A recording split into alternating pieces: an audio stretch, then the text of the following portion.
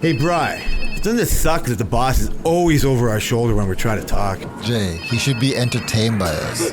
Let's get out of here and finish this conversation. All right, as long as it's not work related.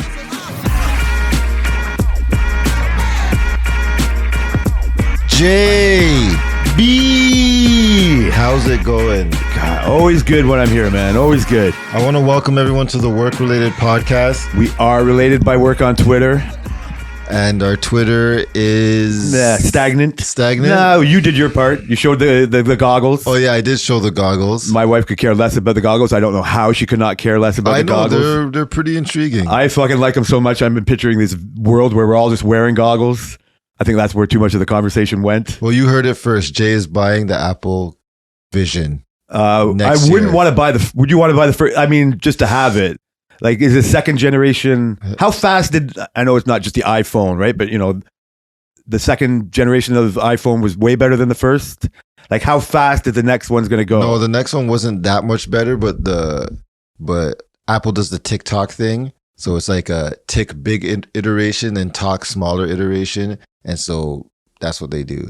I don't understand. Remember when there was like so the first iPhone was the iPhone 3G, and then the next iPhone was the iPhone 3GS. Yeah. Remember when they used to do the 1 and 1S? Oh, I understand what you're saying. Yeah, like so it was poor man's version. Well, the plastic one. No. S was the next year version. Oh, okay. But they just didn't make a big iteration. They just made like minor tweaks, so they called it an S. Oh, I thought I'm distinguishing. This is not where I want a conversation to go. Where they have like a iPhone Pro, and then they have another. No, that only came along in the past like 5 years. That's like the XL version or more features. Yeah, like the X. Yeah, exactly. Do you think they'll do that with They can't do that with the goggles. They're too niche. They just have to one set it. I don't think that it's niche, but I think that they're not going to want to put in the amount of money. I think this was going to be like a longer thing, like kind of what they do with the Mac Pros. So the Mac Pros get changed every like freaking 5 to 10 years, right? So I think they're going to do something like that, maybe like 3, 4, 5 years or some shit. It was fun for me to listen to other podcasts that were talking about them too, like because it was like kind of big news for some certain things. Probably more you go into, like you said, you do a lot of tech reviews.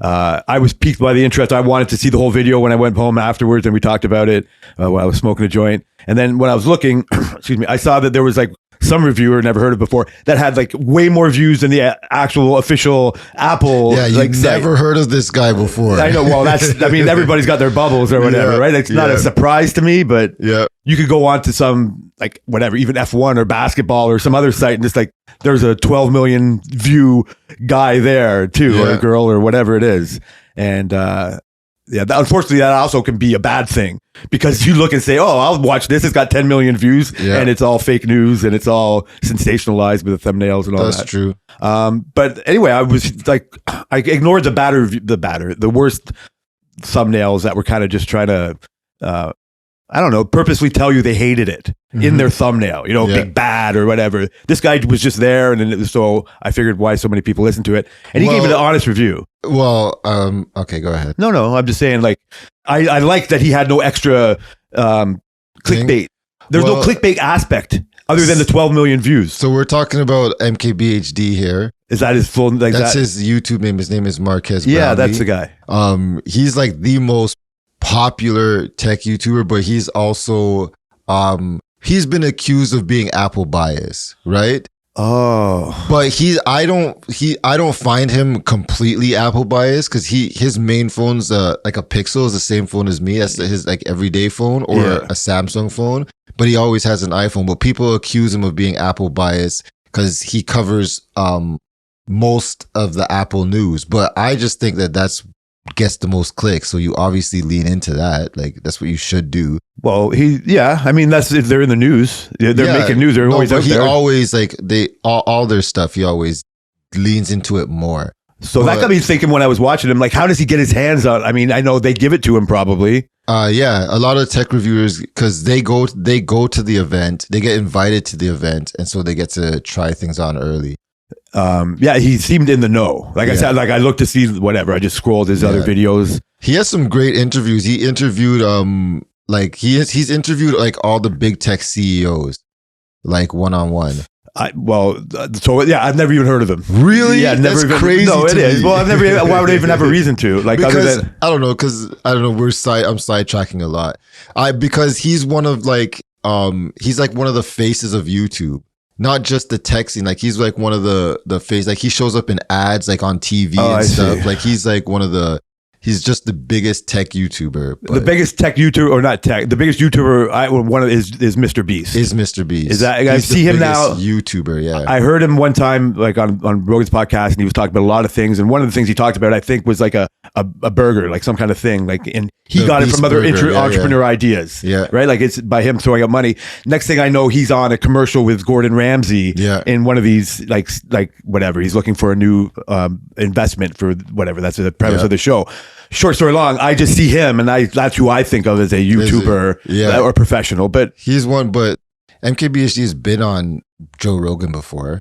I probably don't even remember. Yeah, he's been like I've heard of other tech. Yeah, so that kind of thing when a guy like that comes on Rogan. Yeah, I rarely remember who they are. That's probably one of the more interesting conversations. Yeah, right. Because what you're saying is what I liked about him. I wouldn't have thought. Well, I'm wanting to know about the Apple, but he didn't come off with this biased vibe. Yeah. He reminds me of, not because he's a black YouTuber on tech or whatever, right? But that's the easiest way to go. But he seemed just more like even keel. He is. He's trying to be like he's trying to be like non-biased about it. I think the criticism he gets is unfair, but yeah. So whatever. Anyways, so now I'm getting it. I was wondering, just like people talk about not getting a new car like the first year it comes out or whatever, I don't know if that's an old rule. Is that like a wives' tale? Like, if you were looking for a new car, would you ever get the first version of it type of thing? Probably not. They say it's a bad thing, right? So how is that not the same with like the goggles, the Vision? Because this is not the first goggles. It's their first Vision. Yeah, it is their first, but usually people wait because all the quirks and all the things of adopting a new technology. Like we said last episode, none of this stuff is actually new. A lot of this stuff has been developed for years. So they just got it and they put it together in the right way. So I don't see there really being the only early adoption quirks is going to be things that they like. Remember when the first Galaxy Fold came out, and that's the one that opens like a book? Yeah. And it has like these big bezels around it. Yeah. Everybody still thought it was amazing, but nobody cared about the bezels. And then the next year, they did a year by year iteration. They thinned out the bezels, and then people are like, "Oh yeah, now that looks better." So it's not. I feel like the goggles would be like that same type of thing. You won't notice it, more refinement than,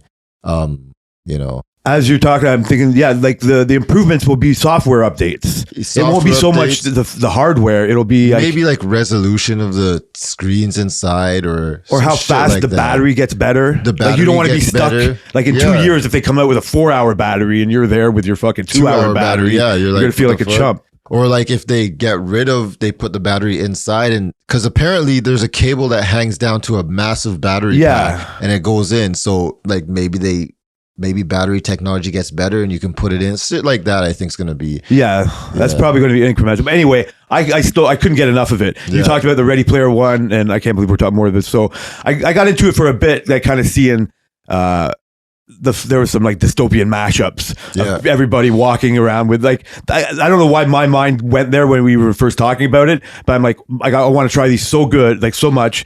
I can imagine watching the F1 race coming up like with these goggles on, like with, like VRing it so you don't even see the background. You're watching the F1 race in space or something like that. But then you're so disengaged with everybody else in the house. Exactly. Right? Like that's the dystopian part. And that's why I said I just don't think it's gonna be like it's gonna be that way where everybody has one in their house and everybody's putting it on.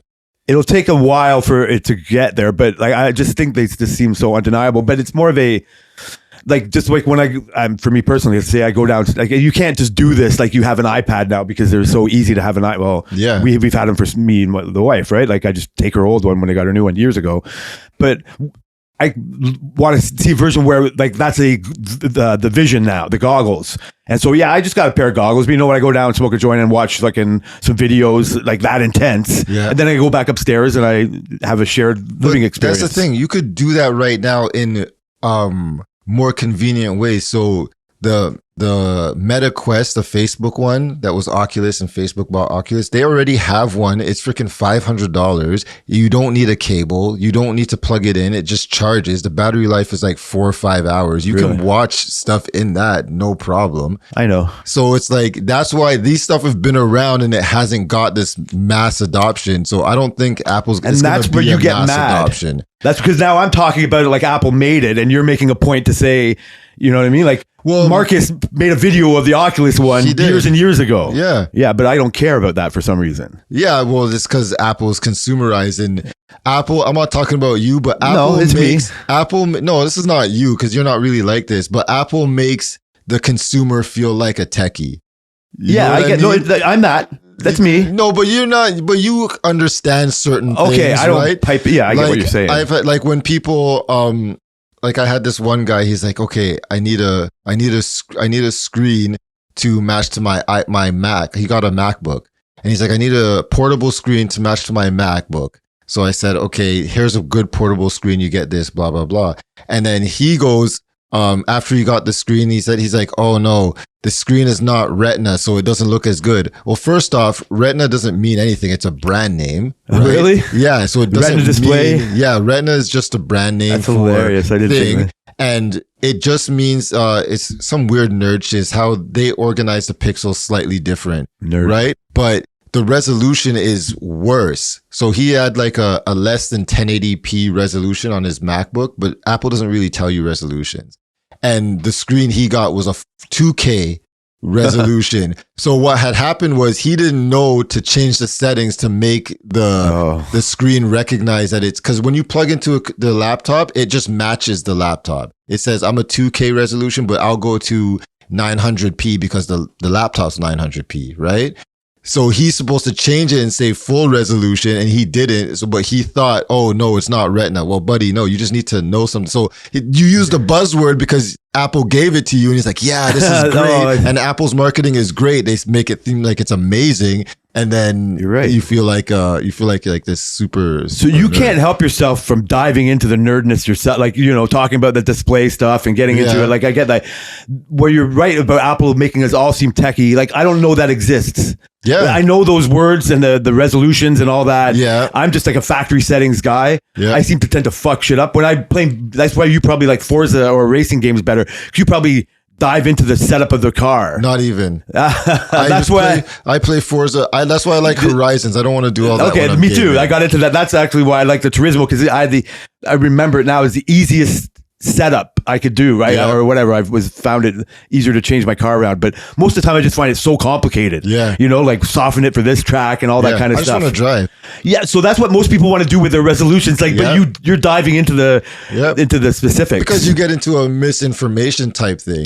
Well, there's so much there. Yeah, it's what piques your interest. Like it's rabbit holes. You know what I mean? Like just all this, whatever. I agree, but because I'm such a researcher, like a nerd type researcher on anything I do, if you talk to Selena and I'm gonna buy something, she will tell you that I will research it for days.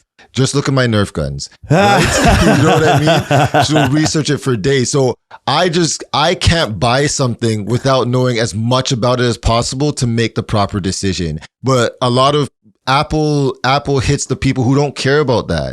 Apple goes to the people who don't want to research it. They should say, yeah, you want something like I said last time, if someone says I need an iPad, I need a tablet, I don't freaking want to explain to you what's better and what's worse realistically. I just want to say, just go get an iPad then. I know what I think, and also for you, well, I'm going to side pivot for my side pivot. I want to remember something that I was trying to say now. Yeah. But I think it's a good thing. I think that's how all that technology gets adopted better.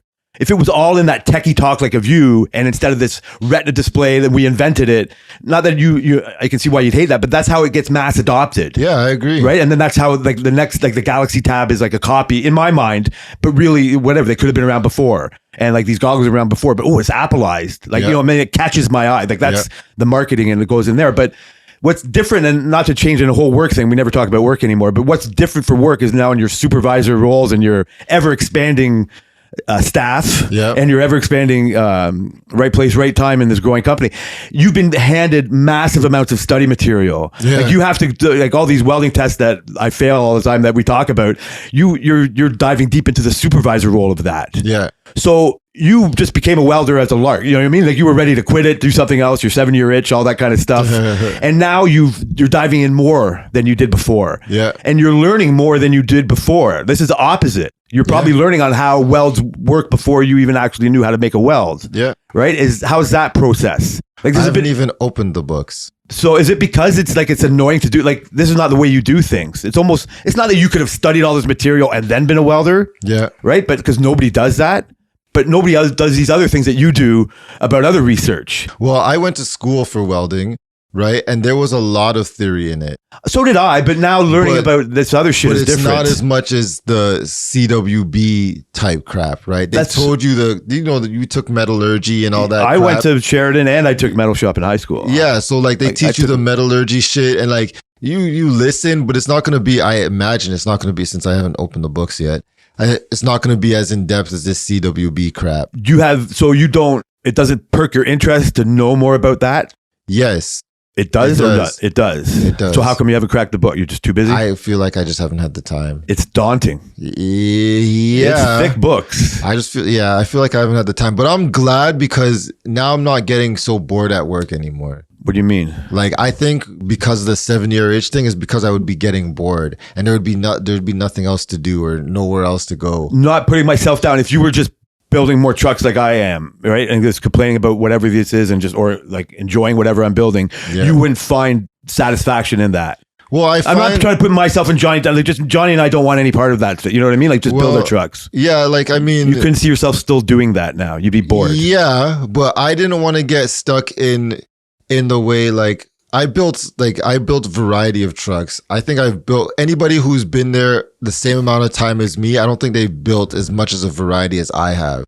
Right? No, you would have even built more variety if you had kept on that path. Yeah. But the thing is, when we did the COVID thing and I got stuck on USBs for a while, I felt like they were going to do the booby thing to me and make me the king of USBs, which I can't do that. Yeah. I can't do that. And I remember we had a conversation about like, I'm sick of doing the USB. That was the year we did like 80 something of them. I was forgetting like that is insane, man. I was forgetting about you in that position there. Yeah. Well, maybe that's part of why you could, that was part of your situation that you were there. And you had to do USB recently. And I kind of feel like if you, not in this situation because we have nothing else, they're doing the lean thing, they're running things differently now. Yeah. But I feel like if you get stuck on USB after doing all the other things, which obviously you're not going to get, I feel like it's more of a downgrade. So I have to get stuck. You're right. You and Johnny got to do it as to help people out, to help the rest of it out. But I understand. If I did it and I got stuck on it,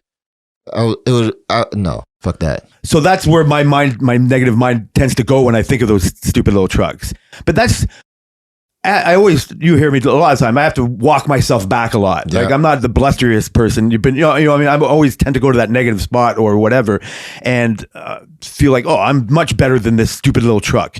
It's never as bad as I make it out to be. No. The stuck part is where your mind goes. Is like, how far are you going to make me keep doing this? Yeah. I have to stop doing things on. It's not just we used to do things like, oh, back in my day, you know what I mean, or at my old place, like nobody, we all hate that stuff. But I really do love the way we used to build things. Yeah, right. I used to love, and part of that is I used to love feeling even more important. As the bigger we get, the more times it still works. Now you feel like, oh, like whatever. Like that's why Tariq wants to build the fire trucks. Like, oh, I want to be known, like needed for this. Yeah. Like feel like not bigger than anybody else, but not stuck in the lowest kind of rung of the production or whatever. Right. Yeah. But as I put it together, at first I'm like, are you kidding me? But then again, I looked at two other guys that shouldn't be stuck doing it either. I go, well, I have no right to complain. Yeah. I am just a worker here. I have not had to do one of these for years. Yeah. I did get stuck when we first had them. I had to do them, and that's why I hated them. And the more you do anything, the better you get at it. Yeah, they aren't as bad. That's why you know how easy it is. It is easy because that's the problem with it. Like I find the issues with it isn't because of that it's a USB. It's just because it's hard to get into. Yeah, everything else is like a freaking 1-tier sliding top that's freaking like freaking what is it? 60 inches, 80 inches? Like that's nothing. It's not that. So, but that's easy. So this is a negative thought that I've had that is coming true now, because then it leads to the other truck that I'm building now, those Cobalts, which is a USB copy. Yeah, but now with a fucking crane tower, with all this extra fucking, it's like, again, we do it so many times. You put 10 pounds of shit in a 5-pound bag, and it's just overflowing, and you're stuck. Fucking, you're a big guy. You're like, it's hard to get into these little tiny compartments. Yeah, we got these little fucking Indians and Vietnamese guys that can fit in there fucking nice and easy, and they thrive, right? And they shouldn't get stuck, but they can. If you're a booby, you can thrive in this environment, and all of a sudden, you know what I mean? Like, just do what you're good at, and all of a sudden, you got a whole crew of fucking immigrants working for you. Yeah, and so, but as I was doing it and just trying not to live in a negative space, it's like, just shut up, buddy. To myself, like, just build it, and it just turns out it's not so bad. Yeah. The problem is I don't want to do 10 of these for the next 2 weeks and get criticized on why it's taking me not the 25 hours they asked for it. Because that's all bullshit. Yeah. That's another thing the worker, like, you might forget because you're not one anymore. You just get so in a negative mindset when you look at something and they're asking it for a certain amount of hours. They're not over your shoulder, but they're they're conscious of it. You feel like on your head they're like, And I'm like, and I always know these are a made up number. Yeah. Right? Like, you can try to whatever, personalize it or do all that, but there's so much that goes into it. And I know nobody's asking me to explain that, like I said, but just seeing it and just like, fuck you. Yeah. Right? Yeah. Like that one I have, like, not to make it so detailed, but this, you're saying it's a copy of the USB, and I just built one of those, and you see on the book it's like got 50 odd hours to build, and other people are doing shit. It's really hard to calculate how much of that is your personal responsibility when you're sharing a project like that. Yeah, I'd rather just have it all and just defend however many hours it took me to do. But and then I get another one, like you said, this copy with all this fucking extra shit put into it. It's like 20 less hours. Yeah, I know. Are you fucking kidding me? They're drunk. Are you? So you automatically make me shut down. Yeah. You put me in a negative space. They're not purposely, like, Ryan, if I said that to Ryan or something like that, don't take it so seriously, man. Like, just do the best you can. And I know but in my head, it's like, you're ready to defend yourself. You're hearing all this lean shit, you're all this bullshit, and then you give me this. Yeah. Right? Like, I don't know if I'm a baby and I need more motivation than that, but you're just like whatever. Do you need a Tuesday motivation? Why can't you expand it? You're scared to expand it more than you are. Don't start promising anything now. Damn right. I'll do it between me and you. How about that? So, but now we're getting more details of work. But I was curious. Before, keep your thought. Keep your thought. We were talking about Jay yesterday at work. Don't. Yeah. So Who was talking about Jay? Me, Dave, and Gordon. We were what the fuck? On the other side. I know. That's it's rude. Random. We were talking about how dare you? Grumpy people at work. And how did I come up? So first we were talking about Ron, and Gordon was saying how he came in and he's like people would say, oh yeah, Ron, look at that guy. He's like, and he would look at Ron, and Ron would just be standing there staring at him. He's like, yo, this guy's scary. And then Ron will walk by and say something, or if he's doing something wrong, Ron would be like, no, blah, blah, blah, blah. And he's like, oh, Ron's not that bad, whatever. And then when he also came and he said, I heard about Jay a lot. And was it him? Yeah, I think it was him. Giving me fucking complex. Yeah. And so he's like, yeah, I heard about Jay. And Dave's like, yeah, but Jay's a nice guy, you know. Jay's a nice guy. Actually, your pet came up. I said, we don't talk about that. We don't talk about the Groot. Oh. We don't talk about that. And they're like, oh, okay. So then he's like, you can. I know. Actually, keep it on the low. I told him, I said, we don't talk about that. And then they stopped talking about it. And they're like, yeah, but he's like a scary guy. And then he's like, one time, he said he messed up something and like you lost your mind about it or something like Gordon that. said that? Yeah. And he was like, oh shit. He's like, what did I do? I said, it's not that big of a deal. It's just venting. And then Dave said, didn't he do something with Elliot? And I was like, oh yeah. And I told him the story of how he was a clown. And then they were like, oh, that's hilarious. He's like, he was a clown, wasn't he? And Gordon's like, who's this Elliot guy? I'm like, don't worry about it. Oh, you reminiscing, eh? Yeah, it was a good time. Well, I've never talked about you with anybody else. What? Way back. Well, I'm sorry. Yeah, you'd hate to hear that. I'm trying to mix up. It was way back when I said, like, Marcel said something about you. Yeah. Like, and it was more in the vein of, it was frustrated with something, right? Yeah. I think I told you at the time, and I don't remember what it was. Yeah. But the end of the conversation was Jay's a nice guy. Well, I know that. Yeah. if I want you to think that, then I will. Yeah. Right. Like I don't purposely do that. Like it's a definitely defense mechanism. It's like you studying your stuff before you dive into it. Yeah. Like that's not quite it, because I can start any conversation with a new person. I just don't want to. Yeah. I hate that. I hate working with people in a real weird way. Right. Like it was why, like, doing Lego with Tammy wasn't like my first thought. Yeah. And we had to kind of, figure out a way to do it or whatever. Right. And find joy in it. It's like doing something like this wouldn't have been my first thought. Right. But it was just like, well, it's kind of easy because I do like to talk. Yeah. Right. It's ironic because I will talk. You do like to talk. You just depends on who you're talking to. Well, yeah. Yeah. Like, I'm trepidatious, and that's a real word. It's a big one. I got that right. That's a big one. I get like anxious about how it might go. Like I'm going to lunch with my stepdad, right? Like today after this, and I don't have anxious about it or nervous about it, but there is a certain, like, how is this going to go? You know what I mean? Like, how many conversations have you had with this guy? My stepdad? Yeah. All of them. Oh, you know what I mean? Like, it's better now than it has ever been. Like, I'm really not, but my selfishness, my homebodiness, you know what I mean? Like the unsocialness of it. It was rather to go back home, take some more edible, like, I don't know, none yet today, imagine, but take some edibles, have a nice lunch, maybe even a barbecue, and watch F1 practice, watch US Open golf, right? But going to, do this. But anyway, to get back to work, you can't do that at work. Like, as isolated as I want to make myself be, those are all other, when I get the USBs or get extra pressure on me, like, I do have to get over myself and just do what's right for the team and not complain too much. Nobody wants to hear the complainer, right? I so internalized it. When I complain about these hours stuff, I don't bring it up to anybody because I know they're not asking. You know what I mean? Like, if they really cared, they would. Nobody's going to tell you you're doing a good job. We've talked about before. They'll just tell you when you're doing a bad job. Yeah. I was talking to Dave again, and he was telling me that he's like, the thing that frustrates him is that last month, the company did a record month. I think their highest sales in like recent, probably ever. And we just heard this, right? We just heard I don't know if you heard the rumors. I'm pretty sure I told you a couple months ago we had a record month. You and now did. Last month we had another record month. And he's like, it frustrates me because nobody knows that. Nobody knows that we did like amazing. But as soon as something goes wrong, everybody knows it. And he's like, I think that's fucked up and that there should be more of a balance. I think they're doing, what did he say? I think they're doing, I can't remember the word he used, but he said it's just a disservice to everybody, not letting everybody know that we did amazing this month. The whole team, because it takes a whole team to, once it goes out the door, some of these trucks get paid when they're out the door. And we did record and they didn't say, good job, everybody, thing. But as soon as, you're not wearing safety glasses, they want to have a meeting about it and say you guys are doing all this wrong. So I'm going to defend the company here. Like, I'm not saying that you're saying all those things or whatever, and he has a right to say it. But as a company man, like, I would say, like, that's what those other meetings are for, when they're telling, like, why we've had conversations on why they're going from this million to that million and growth. And if you can't see all the people they're hiring and how hard it is to hire, like, they've got their hands full just trying to run the company.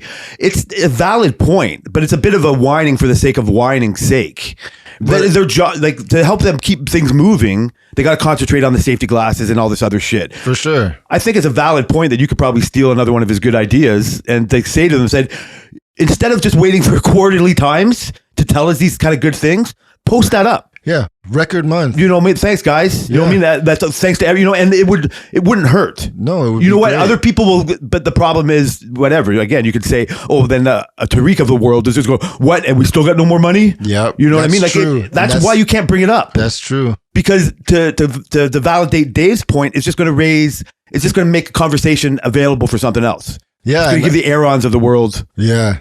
And that's the thing, like, these guys talk to me on my shift and they'll be like, well, why don't they just buy new welders? Or why don't they just buy a shear? Like, yeah, they keep doing all these testing for welding machines and whatnot, and they just won't buy whole new ones. And they always talk about, or like Gordon always talks about our computer system. They're like, this thing is so old and blah blah blah. But I'm just like once you get used to it, who gives a fuck? Like, you know what I mean? We know what we're doing already. Like, press 3 fucking buttons on it. Exactly. Like, it's not that. Would you big rather of a the old deal. fucking has he ever had to use a real punch clock? No, right? So he doesn't know what it used to be like. What he rather is they should tie we should have a scan card with our card that we used to get in the building and just swipe into jobs like that. I've been at places like that. Yeah, and I'm like, that's fine, but this is not that big of a deal because systems like that are not cheap. And so these guys go, yeah, we should do this. We need more money. We need this. Like, even when we did our massive raise last year, people was like, oh yeah, they only gave us this one. Yeah, exactly. And I'm like, I said, do you guys realize that the money goes somewhere? Like, I get the company makes a good amount of money, but it goes somewhere. Like, it goes into our pockets, it goes into bills, it goes into all these things. And I get everybody wants more money, but it's not infinite. It's impossible for me to comprehend like how harder it is as the growth goes. Yeah. You and Dave are in the know of some of these things. Guys like Tariq and Aaron, like, I'm not trying to be disrespectful, but just what the personality types I think they might be is they wish they knew as much. Yeah. And they feel slighted when you and Dave might know more. Yeah. And they think of that should be me or whatever it is. They get jealous and that's why they feel they want to kind of know. But they twist it into their own, and then they turn it and to go and feel superior to other people and have more information and whatever, rally troops underneath them. Yeah. Right? Like, just get their own, like, kind of the cultish kind of fucking thought process. Yeah. And that infects the way it goes. Aaron is by himself. Yeah. His fucking little thought worms. He's but you can do a lot of damage as a lone Unabomber. Yeah. Right? Like, Tariq's more of like the Waco guy. Yeah. Right? Like, he wants people underneath him. He wants them all to bow to fucking. Yeah, he wants to sink the ship but keep it floating. No, he wants to sink it slowly. He wants to think it, but with 1,000 men. Right? Like, he wants to fucking attack it. Like, he wants people to die for him as they kill this ship. So he can laugh. Aaron wants to fucking just hit a button and blow it up with a missile from the other side of the world. He just wants to see the world burn. He doesn't want to be whatever, right? Like, that's a grander thing. But as as the company tries to grow and do all these things, they don't have time for that. When even Johnny complains, like, they have the new welder there and people like, did you try it? No, I don't give a fuck. I love my welder. I'll give it up when I have to. Yeah. Right? Whatever. I don't care. I'll get used to them. Yeah. You but don't want to try the new one? No, I'm working here. I don't care that as social as I am with you and the 3 other people that walk by me that I talk to or whatever, I just want to work and go home. I want to enjoy what I build. Even the USB, like I was trying to say before, I enjoyed building it. It was as easy as fucking pie. I was almost, by the time I had to give it up and I was almost done, I was like, I could finish this. Yeah. Right? Like, God, fuck, whatever, right? I felt bad to Tio that I had to, but he was fine, whatever, right? But I could have started something new. That's how highly regarded I looked in that situation. It's like, get this fucking truck away from him, let him start on something that's a little bit more important. Yeah. Right? Like, that's what you want. You know what I mean? Like, or you feel in that situation. And so, but I was fine with it. I got over myself. I have to ask you a question about this new welder. Which one? The machine welder? The machine welder. Okay. So we got the welder and it has this feature called auto set, right? Where you would pick the gauge of metal that you're doing or thickness or whatever it is. And you would pick the wire you're using, which obviously wouldn't change much, but it would automatically be set there. And then it would set your machine automatically to the settings. So like arc and wire speed for aluminum pulse. So it would automatically do that, and you can go up and down in wire speed, but you can only go to a max. So say the one setting was 350, the max would be 358. And then lowest would be, I don't know what it was. I didn't go down there, but it was say 10 lower. And you couldn't go more than that. Right? And so that's what we were testing a lot, the auto setting. So we would auto set. So we would do a thinner gauge and we'd go down to a freaking 18 gauge or whatever it is. And then we would weld it. And then we'd go up to like 1/2 inch and then 1/4 inch and then we'd weld it in the settings. How do you feel about this auto set type thing? I got lots of thoughts on it in a way. Yeah. My first thought is great. Like, you could probably take it off of auto setting, right? Okay. You can say, okay, it gives me 350 and 250. And then go, okay, try to go, you know what? I want 375 and 300. So just take it off auto setting and put it to there. Yeah. It'll give you a guide to see what it should be. Yeah. Right? Because all machines are different. So I don't see what that would hurt. What it, in a stupider, higher, grander thought, it just means it's one step closer to a fucking robot or a fucking dog fucking holding a machine, because you just don't have to, there's no artistry, there's no skills, craftsmanship into it. And so we talked to Ryan about that. He was there. And we talked to the Miller guy. So the Miller guy explained that because there is such a labor shortage, especially for welders, that companies have been going to the way that they want to be monkey it up. You don't have to worry about setting the machine. We know by ear that our machine's running wrong, right? And so they want to eliminate that, because some people are cooks and they say, you know what, I want to try welding. And then they go and it's daunting on them because they don't know what settings is what, especially to learn to be, I guess, I can't remember.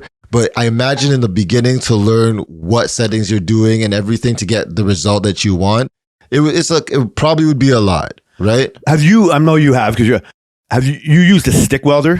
Yeah. In any production or just in school?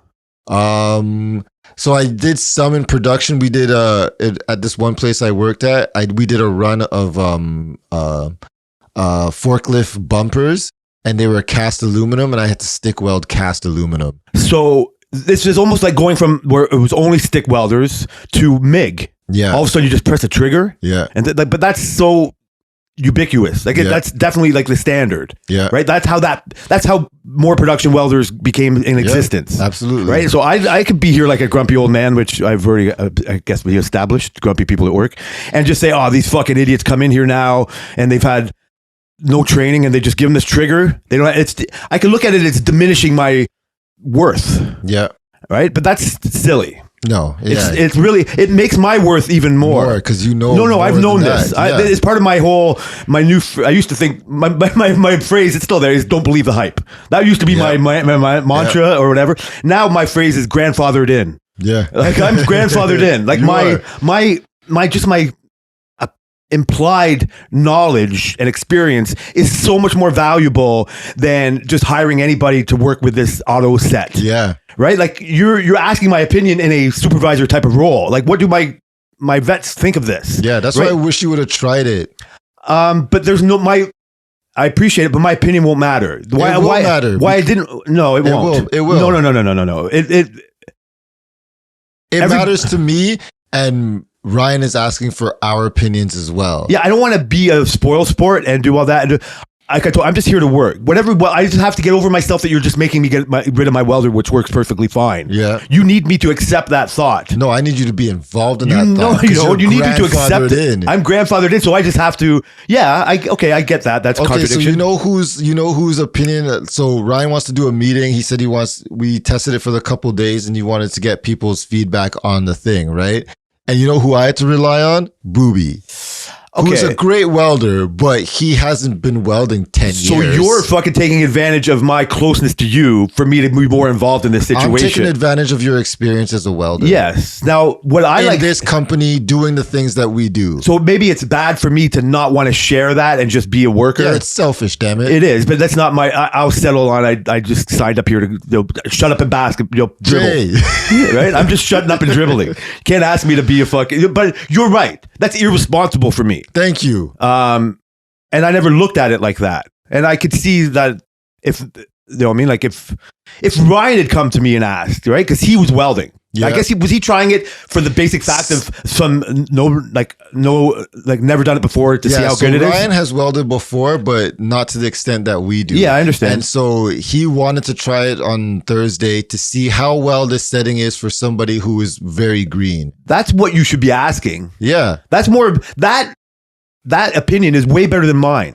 It is, but at the same time, we have knowledge of welders that new welders don't know. We have knowledge of, like, they asked about the heavy whips. I said, I don't care about the heavy whips. Johnny hates the heavy whips. He's used to using a bitch welder. Like, we use the man welder, right? So I don't care if it's heavy or light. Like, and you work out, Johnny. What the hell? You see this guy's shoulders? He's ripped there, man. His back is fucking rippling through his shirt. So, like, don't complain to me about a heavy whip and stuff. Like, that's bullshit. I'm talking about, like, does it penetrate as well as you want it? Does it do what you want when you want? Like, that's what we need. That's what I would want to know about the welder. You know what I mean? Yeah, you know that I hate being involved in these conversations. Yeah. You know, when we ever have a meeting of anything, it's so hard for me to be engaged. You're halfway out the door. I turn around when the meeting's done and you're almost at your area. Because they're talking about, you know what I mean? Like, I get it. I'm trying to be a part of it, but it's so annoying. It's so annoying in so many regards. Yeah. When they're talking about the bathrooms in a fucking state of, you know what I mean? It's just like, I didn't leave it like that. I'm not impressed with anybody who's left it like that. And I'm fucking annoyed that I have to sit here just like anybody else is. And so, yeah, my first thought is this, like, when is this over? Yeah. Like, I get that. I'm not trying to stand on a stupid grumpy horse, but I have that right to just leave. Yeah. You know what I mean? Like, I've engaged in listening, right? Like, it's not trying to be a fucking, I thought of this a long time ago when we had this Vince guy. I don't know if you crossed paths with him, but you've heard of him. He was like a painter for years and he died. But he would be with these guys who always like just pretend he didn't know English. Yeah. He had a huge accent. He spoke all the words. You know, he did everything. But in a meeting, he never spoke up. He never got involved in all of these fucking up and downs. He just went and did his job. That's why people still love him today. Yeah, but that shouldn't be why. And I'm going to call you out on something, Jay.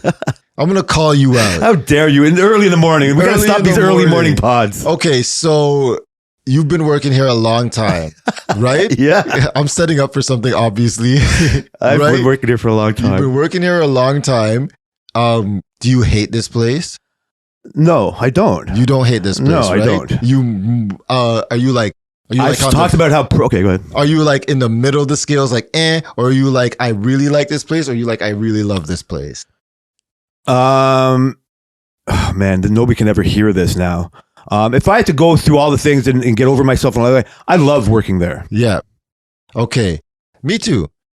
So you're grandfathered in, right? That's what you're I like. A legacy employee, right? Oh, dear. I want to stop right now. Right? Yes. I've said that myself. Why don't you put your input into this company that you like working at and make it grow for the better? There's not many guys there, welders there, who's been there as long as you. There's you and Ron, basically, right? There's not people who've seen like the whole ups and downs, the beginning, the changes of a lot of stuff. We have the Johnnies and the Marcels who are close but not quite there, right? And your opinion would actually matter. I hear other guys talk about how the bosses talk about you guys. You guys are basically what you want. It's Jay, we have to have this body for Jay. We have to do this for Jay just to make sure, and he's just going to get that. So done. I don't want to lose that. No okay, I don't want. You got more to say, right? Sure, but yeah, you don't want to lose that, but you've had it for a long time. So I have to let go of it. Yes. Why not just take like another more step? You can go the Ron way. Like, I think you're like, I don't want to go the Ron way. The Ron way is, I don't give a fuck about any of it. You don't think Ron loves that place? I think Ron does. I've asked him. He's like, I love working here and stuff, but I don't give a fuck about any of the workings. These guys are fucked up. These guys are this. But I'm pretty sure Ron has the ear of a lot of people there. So he could say stuff and some people may or may not take it, but we not know the relationships he has there, right? He could put input in for the better, especially with Ryan now, because he's changed a lot of shit in this place since he's been in. For the better, some not so good, but he's changed a lot, and I feel like that the guys like right now is me and Marcel that relied on the guys to put input in. Ali's basically 1 foot out the door at this point. So I've watched. So you're right. I really don't have a true, like, serious fucking argument against you. And Chris. Well, and I look at Chris, like, he's a perfect example. You and Chris are I've told you before, like, you're leaders. I don't want to be a reluctant leader, right? Like, I like to just pick and choose where that goes. Like, I look at Ron as an example of how I can just get. Part of it is just getting by. Yeah. Part of it is not wanting to change. Like, it's ironic, like, because I see the Ryan improvements that you're kind of you mentioned type before, and you and Marcel are kind of a part of it. Like, it's not just because you two are two of the people I think a lot of in the company, right? Like, I knew Marcel, like, I know you before I knew you a long time ago. Like I said, we play hockey together, fucking change room together, lots of fucking. He knows all kinds of things, and so we have. And so I respect his opinion, and I know there's no tension there. Yeah. I don't feel tension with Ryan. Yeah. I've actually, it's growing with, like what I said, and part of me wants them to know about how close we are, because I would never have had this conversation 4 or 5 years ago, never mind 10, 20, you know what I mean? Like 15 years ago when I went there.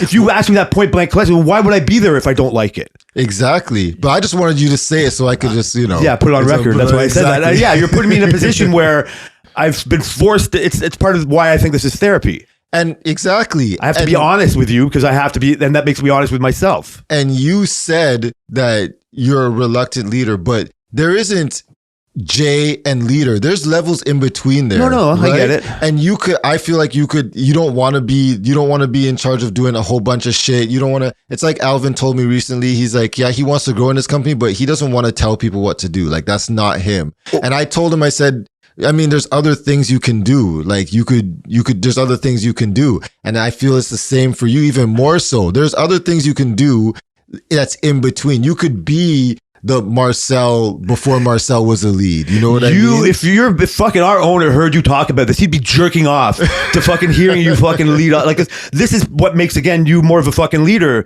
is because you are bold enough, or you make these relationships where you can have these conversations with me, Ron, Alvin, Marcel, and forces whatever to think of that, right? And instead of and improving the place that you're going to be at for the next 20 odd years, if it works out, type of, you know what I mean? Like, and growing like you like to do. And so they make me admit, like, don't just come in here for a paycheck, and, you know what I mean? Like, not to move up, but to help out.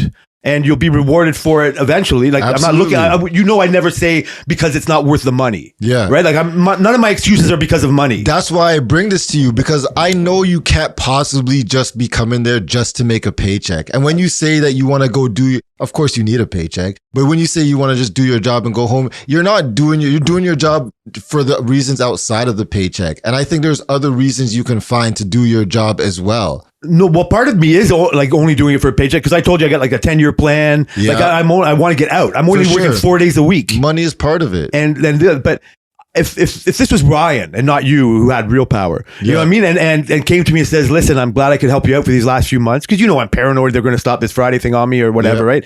And says, enough is enough, because I was leaving this Thursday, and Albert, we're walking out at the same time because I had to leave at 5:30, and he just like goes, do you not work Fridays anymore? Yeah. And I'm like, God, I don't like everybody's noticing this, right? But I've had to, and everybody's jealous when they hear it, right? And so like, fuck, did he just notice? Why does he notice? And so it got me a little bit paranoid on that thought. So if I had this honest conversation with like Ryan, and he wanted to put me in some kind of more supervisory role, whichever, I don't know what you're meaning or now, or what you could get to, I would have to maybe bite my, or have the same thing and say, yes, how can I help out more?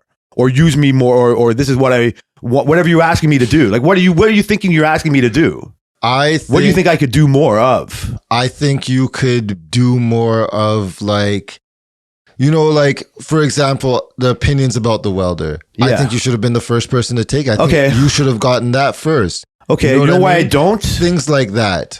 Yes, that's one example that just like happened this week. I see that. Okay, so by me not doing it, then that perpetuates that I don't care. Yeah. Right? Like, I see how that like looks. I don't like being besides you, I don't like being in the team of people that care so much. Yeah. Right? Like, I don't know why. I just think it's so gay, or it's frustrating. What my best example is, if I could improve the place in any way, is my wanting to make the drawings better. Yeah. I've always hated the drawings. I have an ability to draft, right? I've never done it on SolidWorks, but my dad used to do, like, he has that, like, I've inherited that engineering gene in him or whatever. And I see that and I get frustrated building shit with the drawings, and like but that's in the past, the people I would have to work with that I don't want to work with. And there's no desire on the other end for that to change. Like, for me, maybe it takes somebody like me to do something about it. But I could see maybe that would work. We're being involved in the change. But I got to be honest with you, nobody else will remember, because it's just a passing conversation, and I might not be taken seriously. But I said, you should take the fuck and see, now it could work. And I should tell you, because I have an in. I need to steal another idea. This is what happens when your ideas will get stolen by somebody smarter than you. Go, apparently changing of the drawings is in the works. Yeah. But okay. yes. So I've heard so many times and had to see that. And this really, it's such a slow progress for that to be addressed. Yeah. And it's like, but that's what I like about my job. I don't have to keep bashing my head against the wall. I can just go to work and build whatever they've given me. I just have to get over whatever they're asking me to build. But I can find joy in that, artistry in that. Being in a meeting about making the drawings better is like watching you being in a meeting about fucking F5 or whatever you did today. Oh, God. Or the other day. Like, that's what I feel. How can I do that? 45 minutes of that, never mind a day. Well, then you don't have to do that. You could You're right. catch Ryan and tell him your opinions, because your opinions would be respected. So that's where I want to go to. This is what I'm about to say. And it's like Marcel was a lead before he was even a lead. Why? Because he was involved and he wasn't in the meetings, right? He wasn't doing any of that, but his opinions, he would talk about certain things to certain people. And you could do that without having the responsibility or anything else on it. I'm not saying that could never happen. Yeah. But you said it's going to happen. I did not say it was going to happen either. I did not say that. I just admitted to certain feelings. I never fucking signed any documents. No? Okay. I never. Rewind the tape. I remember. So my thing is that they don't have to feel that after a welder has done a project. We get the books, it's got the blueprints in it, it's got this, that, so much more information than the welder needs. Mm-hmm. And they've stopped caring about, like, I've asked them so many times, why do we need this whole book?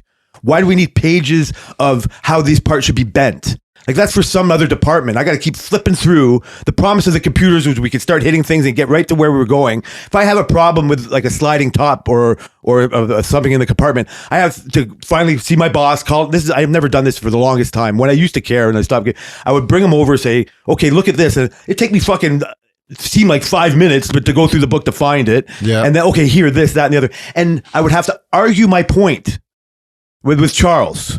Right? Like, well, I think this is what I'm saying. Well, yeah, you're right. This is what I'm saying. It comes to the people you're talking to. Yeah. Or you bring Medeiros. Okay, let's just leave Charles out of it. I bring Medeiros, who I have decent enough relationship with, who understands where I'm coming from. Yeah. Who can argue, you can tell me to fuck off, and it'll be fine.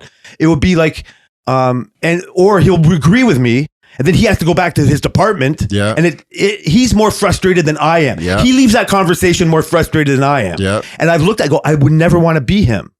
Like I told you a long time ago when we talked about him, is like, I just look at him with the want of wanting to be on the floor. Yeah. Right? Like, that's the progress. That's what I've always mocked you. That's your trajectory. You're better at it than he is. So if you're a better example of that trajectory, and you don't have to be that, again, just like you don't have to hate the USB.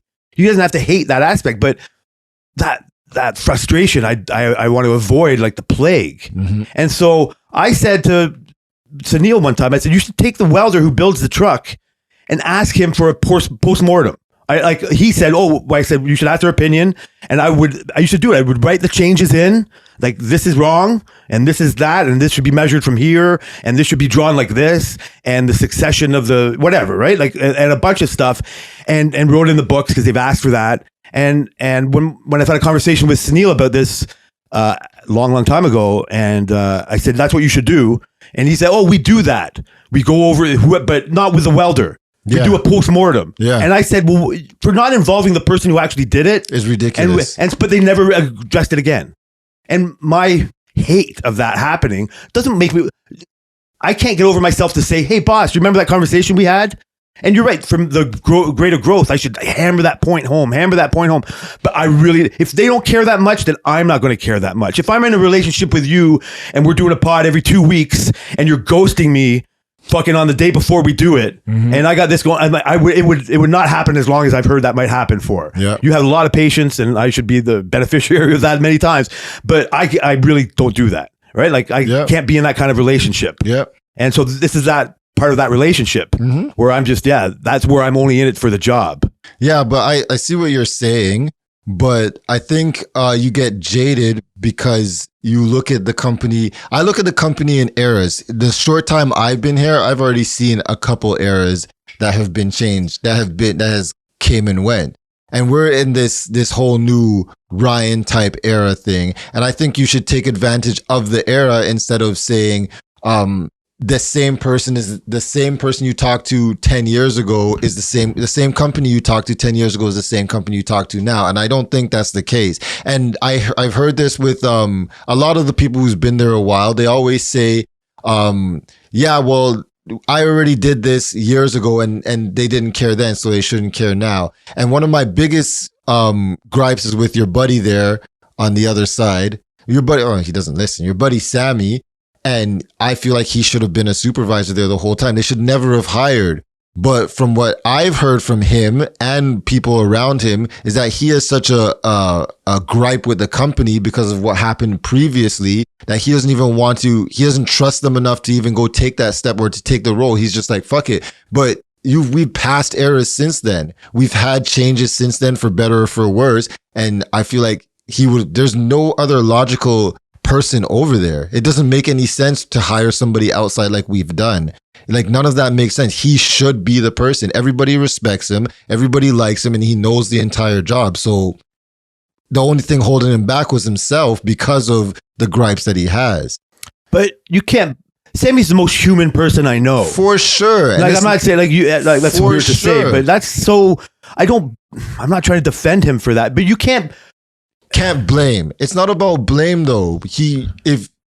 Because a lot of people will complain about wherever they work and not take advantage when things have the opportunity to change. You can't let your gripes blind you from progressing in the way that you actually do want to progress in the back of your mind. I can't imagine how many times Sammy's had experienced what I just briefly experienced about the frustration. Sure. And I don't blame him for having this appearance of giving up on that. Absolutely. And jadedness.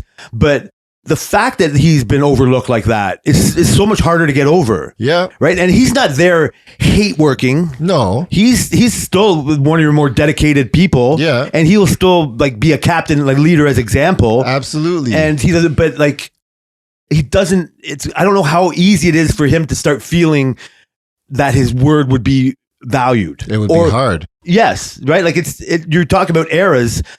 He would have to even want to hear this conversation. You know what I mean, and believe it. Yeah. You know what I mean. It would have to get over the fact that the conversation is happening and on air. Right? and then, but that's never happened. That's a whole new era, right? And it would be, you know what I mean. It's how you would work the system.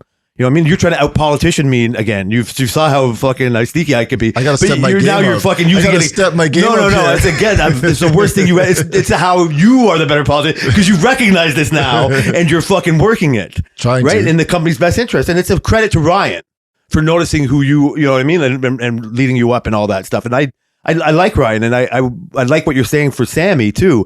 But when they bring in this fucking other guy and he just gets to fucking walk over, you know what I mean, and make his decision known. It's just like the appearance of you respect an outsider's point of view than mine, right? And you're getting change done more. Like, it's just like, it probably makes him more jaded. Like, I don't know. And he doesn't want to step on another, like, what, you're going to make me a supervisor of this new guy who's my supervisor? That would be the goal. Yeah, we could, if you want my help, I'm not saying, if I could help you in any way with what you just said, then the only way that works, and it's a grand step, is that you have the power to say Sammy is a grand supervisor of there. Yeah. Right. And then I go to him and say, explain why I know all these things, explain who you are to them, explain who you are to me, and just say, fucking, just give it a shot. Yeah. Right. Like, I promise you that there's people in there that have your back. And, if that was true, right, then he might do something like that. Yeah. He also might come to me and go, you know what, I'm tired. Yeah. Sammy's fucking. And that's fair. And just like, fuck it, I want to retire to my trailer. And that's I got a 2-year plan. Fair. But you, as a wanting the company to proceed, you're right. That's how you get the best of the people you have there that are in this grandfathered legacy era. Yeah, and you get into a certain way where you guys are just fighting inside there.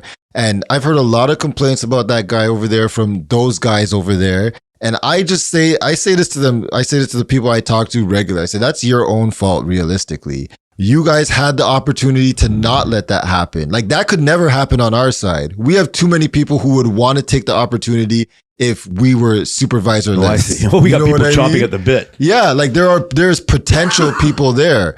And so that was their own fault. And then they say, it's like when you told me you can't complain if you didn't vote. Well, you can't complain if you didn't go take the role. You can't complain about the outsider then because they had no choice. Their conversation would be like, oh, they wouldn't have listened to me anyway, or that. And your valid point would be you didn't try enough. Yeah, you weren't good enough at it. You didn't get your point across. Yeah.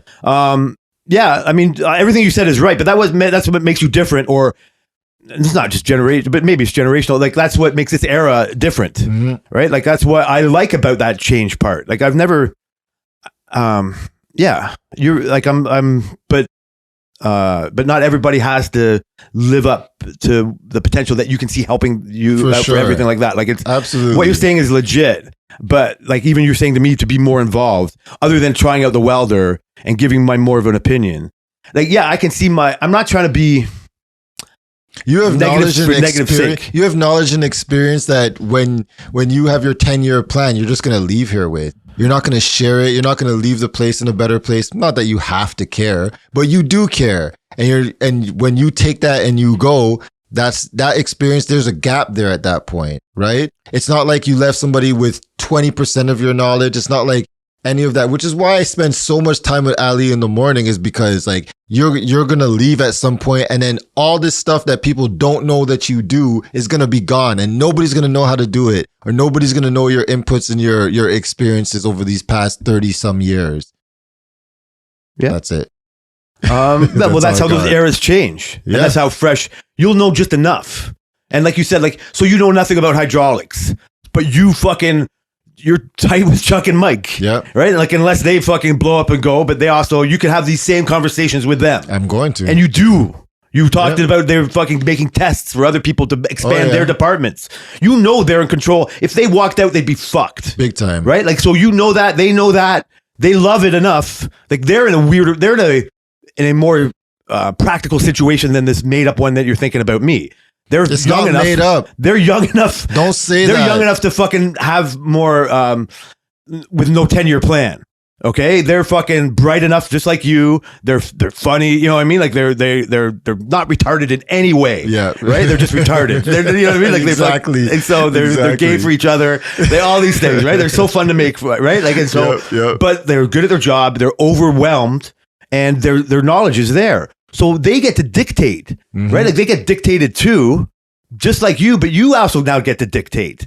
And you're looking at like me, like I'm like Johnny, like stop complaining about how much you're getting dictated to and do some of it yourself. Yeah. Right. Like you take that example. Sammy, I feel for you, but you could have been the one in charge if you were, so felt for, or didn't live in the frustrations of the bad things. Right. Like that. But before this era, that potential was very stagnant. Yeah.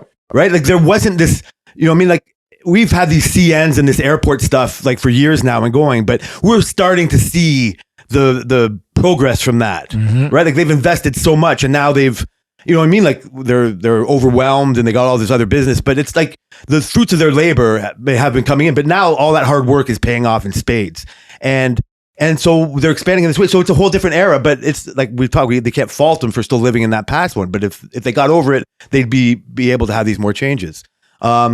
But like guys like Chuck and Mike, like they could write their own ticket. They get to decide how that department works because it's so small and may expand in a certain way. Exactly. So those are the people you should target more. Nope. Because they see the final product.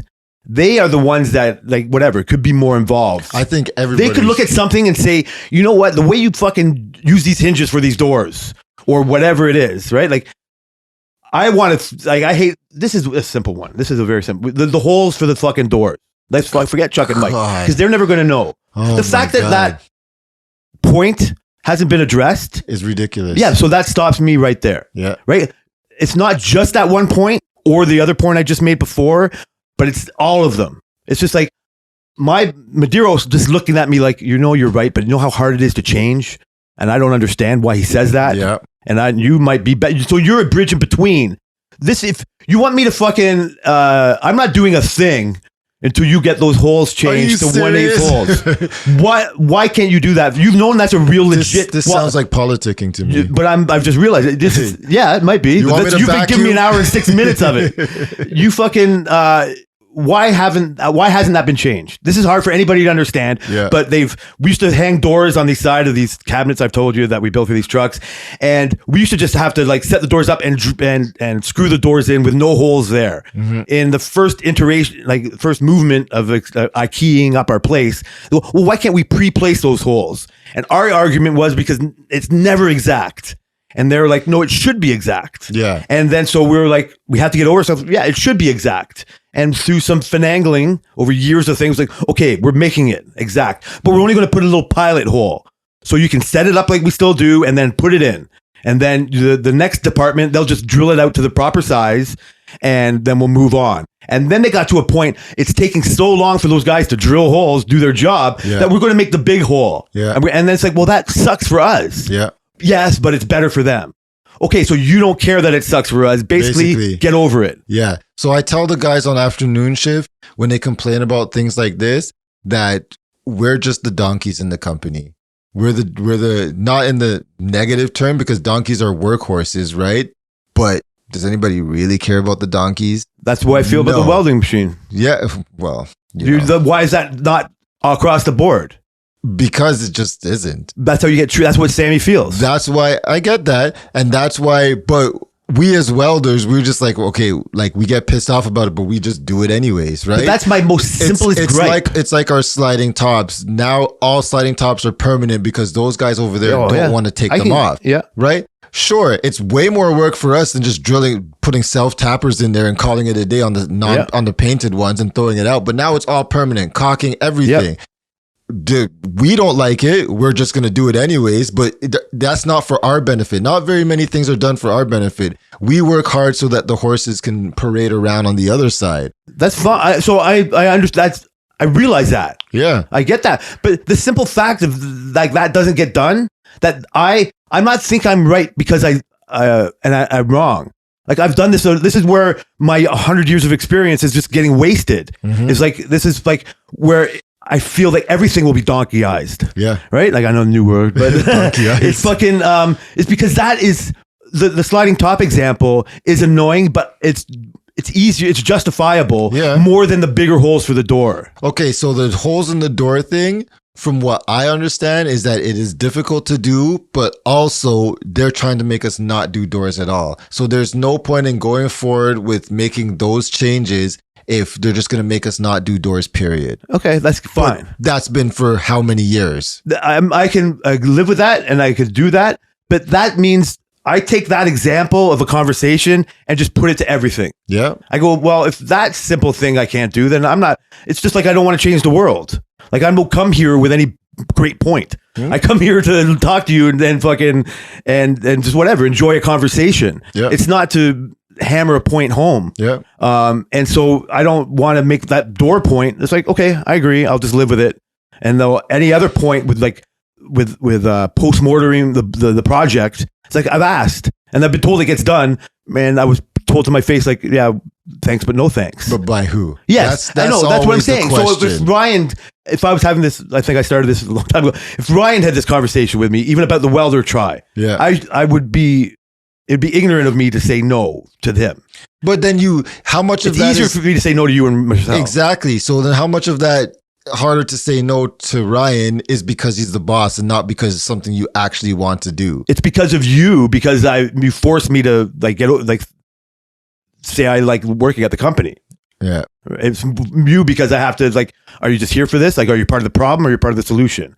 All these gay things that I really just do want to get in and out and get my job and want to go back to watching golf and F1 practices and all that shit. It's like, well, yeah, but like I don't want to leave a legacy. Like you want a statue made of you when you leave from this place in front. A mental statue, yes. Mental. Yeah. What? Yeah. Like I want to live in everybody's mind. A mental statue. I want to live in everybody's minds if I leave.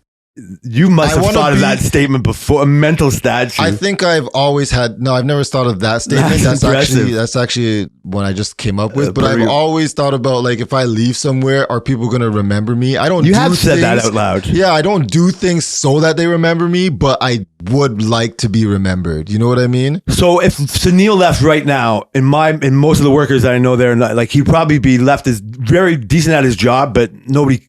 Sorry, Sunil. Do we trust you? Yeah, no, really trust him. Great to drink with sometimes. But being but overall, not a bad guy. Yeah. But never really cared about my opinion. Just did things his way. Yeah. You're a different person than I've thought of other people working there like that. I like Ron so much, and for me, that's an example of me to just stop, get over myself in a bunch of different ways and just get the job done.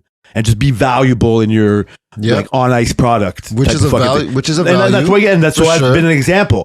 Sunil's never been an example of me to want to be, even as successful he is, right? And how more of a mental statue he'll leave, like good or bad. You already said, like you were talking about me at work. Yeah, like you're gonna leave a mental statue no matter what. Yeah, right. Maybe it's just because over time.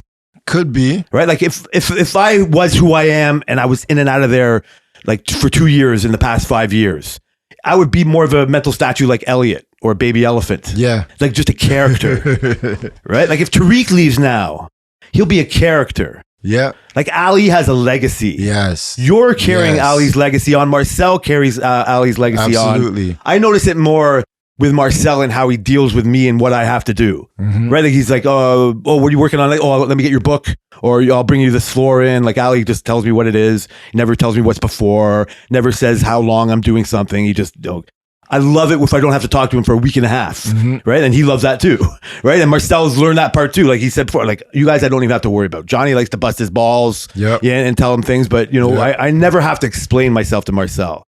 And if I have a problem, and so he's got that part of Ali. You have this because you don't have as much experience at that company as Marcel does. Absolutely, you have this desire to soak up Ali's knowledge, and you're becoming like the more, Marcel, responsible version of him. Okay. You're becoming like the more the ultimate, the more of the bigger boss, because Marcel doesn't either want to, like, is more frustrated with these other conversations. Yeah. He's more of Sammy than you are. Right, like he's had a lot of concussions. Then he breaks himself all the time. Yeah, he's not quite there. Yeah, so have I. So you know what I mean? Like let's not blame him for that. Yeah. But he's also had a lot of fucking mental concussion, like dealing with these fucking people. Oh yeah. And so I find it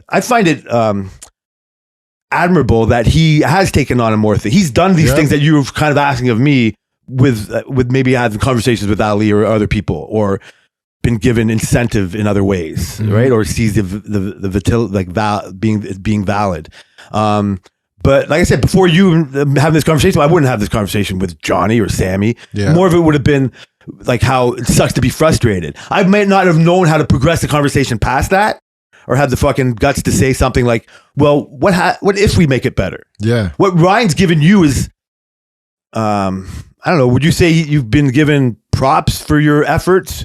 Have you been not patted on the shoulders, but have you? Do you feel something like been well received, or I don't know, like you feel appreciated? I feel like he tries to appreciate me, but I feel like that I kind of feel like I just don't know at this point. I don't know what I don't really know if I'm doing. And like when you're welding a body, you know if you did it right? You know if Marcel comes back to you and he says, well, he might not come back to you, but you know if somebody's working on your body after it's already out there, that shit, you did something wrong. I don't really hear anything. There's few things I've heard. I've heard our production on our afternoon shift with our rag tags is actually percentage-wise better than the day shift, which, okay, that's good and well. And he showed me numbers on the screen and whatnot. But I don't know. That's not so much me. I have freaking Ron on my shift. I have freaking Booby on my shift. We're doing USBs. Of course you can pump out freaking 3 of those in a week. Yeah. Right? You know what I mean? So for me, I haven't really thought about it as me so far yet. That's weird.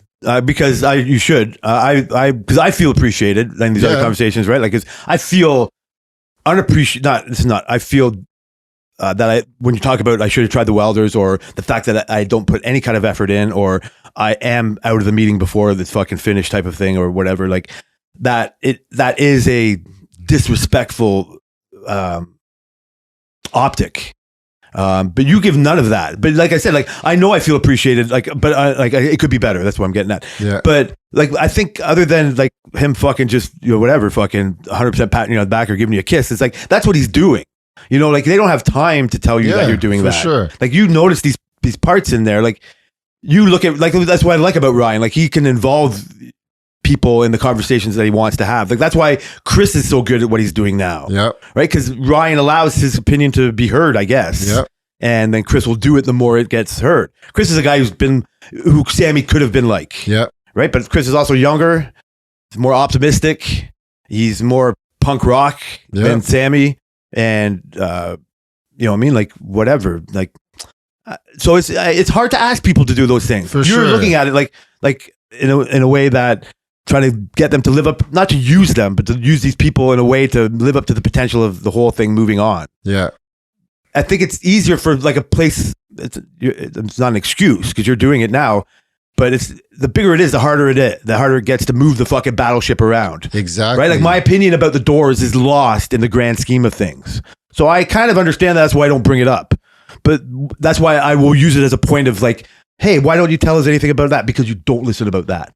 Right? Like the sliding top things when they make, and again, this is where I maybe could helpful and just be forceful in it. The fact that we still use 3-ring binders and like half the binders are broken and pages fall out. And half the pages I don't need, but I still have to flick through them. Like this.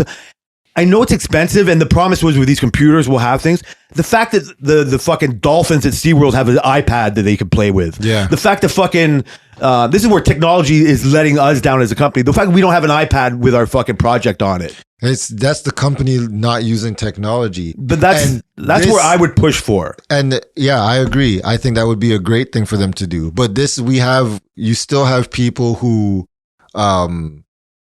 Ron's a great worker, but for example, when we talked about new welders, Ron says, I don't need all that shit. Just give me a welder even if I have to wind it. Well, okay, sure, it'll work. But why not use what we use new? Do you know we have people who have problems with our computer system now. Imagine we put all our blueprints on tablets. Well, you wouldn't have to, you could have a backup book. You could, but I'm just saying, like, nobody, we're in an old industry. We're in an older industry. Right. And I think we're getting to the point because of this whole, the last generation, they're all tech people. They all want office jobs. They all want to work at home. They're all woke, that there is no bridge in the middle of people who adopted technology and grew up with technology to push this industry forward. We have the old guys, and then we have the guys like my age or younger than me coming in. And there's this whole gap in the middle. When I decided I was going to stay a welder, it's because I heard so many things, I heard so many things that nobody's going to these jobs and all the old guys are getting old and they're starting to retire. So there's going to be this massive demand. So I was like, okay, that makes sense to me. Right. And that gap is also what's detrimental to not pushing forward when with the technology we have at our hands right now that we don't use. Because people can't comprehend, people get frustrated with it, and people just don't want the new things. Yeah, I'm part of that problem, but not 100%. But yeah, you're not. No. You see the benefits. Some people just don't. But that's why you're okay. So whatever. Like, I guess so. I don't know what opportunity will be there for me to have my knowledge, other than admitting that okay, I could have just tried out the welder. You know what I mean? Like anything else. I'm not here to make a declaration of anything like that, but if you ask something of that of me from now on, I respect you enough to not try to be a detriment to whatever you're trying to accomplish. Mm-hmm. I want to help you go, and that's again a testament to who Ryan might be, to allow you to be whoever you are and lead in however you're going to lead when Ali's gone, and like with all these welding books and stuff, and that's how it. One of the part of the conversation started was like you're going from studying which monitor to buy over and over again to just like, well, you did it. You studied what welders were and what it could be, and now you're moving into it. And now you've gone from learning how to lay a bead to making something square to like fucking the sliding tops to the whole, you know what I mean, like ins and outs of everything and why this is no good and that's no good, but it's good enough. And then to now what welders are fucking good to go with on a massive scale, not just an individual, because that's all we've ever, you said, it's an old thing. Yeah. So it's just just give me one that works. Just give Ron something that works. We need this frame built. We need this done. Like money talks. Ultimately, we have money talks. But when you're talking like the millions, Ron gets lost in it. His importance is like, but he doesn't because the boss has really seen him build the staircase for the fucking airplanes. And without Ron, none of that would have ever happened. Yep. And so this is where the leaders are smart enough to not let that knowledge get lost in this auto setting world, right? Like, oh my God, we need auto settings because we're just hiring boobies and it's fucking cohorts. Yeah. But like if this is where technology bites you in the face, it's like Ron gets lost in this. All of a sudden you take his machine that was making us millions of dollars a year, and in the sake of progress, you say he can't use it anymore, so he goes. and now he's gone. Yep. And then not just the knowledge, but his actual work. And we didn't even massage him enough. Okay, so you got to start treating people special. You grandfather them in. So, okay, everybody but Ron, you get to keep your welder. And then he feels even more special. And then he takes Gordon by the side or Alvin and he shows him what to do. He uses his knowledge. He likes him enough to share, you know what I mean? Like the knowledge. And that's how you lead better. You still, okay, the rest of you go. And then you go, well, why does he? It's none of your business. You're a donkey. You fucking don't. And then you need somebody strong enough to say that. A Johnny in the world because go, yeah, they're treating us like donkeys. Well, and and complain about it. I think we are donkeys. But not in a negative way. Not in a negative way. Yeah, you're not complaining about it. No, I get it. And I agree, like you could massage him and stuff, but how much of that holds everything else behind? I don't think it holds, well, my maybe uneducated opinion on it, I think because I am the Ron in this situation, I think it helps more than it hinders. I think that because we're human, we can't be treated like all. Yeah, we can't do that. That's fair. In a $20 million sense, right? Like, yes, we're leasing our machines now. We're auto setting our things now. Excuse me. It doesn't mean you have to keep it on auto settings, but you know what? That's there. And yes, you're going to have to press buttons instead of crank dials. For example, we have 2 shifts. Somebody comes in, they want to use Ron's machine, but everybody's auto set and his is not. And that person's a lesser. So Ron tacks it up, builds it, and that person's supposed to weld it. Now they have to use 2 different machines. Or in terms of a problem that our company has right now, consumables, there's so much variation. Not everything is the same. We could have so much more of tips if they were all the same tips. You know what I mean? I'm not arguing that. And stuff like that. So I know you're not arguing. I'm saying that. Well, I am in a way. Getting him have one thing instead of moving to the newer thing and learning a newer thing could be more of a hindrance. Like how much of that is a benefit? Eventually, if he used it for 6 months, he's just going to forget about it at that point and forget that he loved his old one. I get it, but now we're very individualizing it. But what if that just leads to you losing all of his knowledge? That's the risk you would have to take. I guess things will carry on, but the real boss, like the big boss, has a human relationship with Ron and sees what his not just grandfathered in, but like all of what his work has provided. But we're getting beyond that now. We're getting beyond the mom and pop That's disrespectful to you saying like all these 30-year knowledge that they have. It's not disrespectful because if anything, if I was in Ron's position and they got a new welder, I would want the first new welder. You would. Because I'm the veteran guy. You would. I don't want to have the old piece of crap. I want to have the first choice. I think that's more respectful.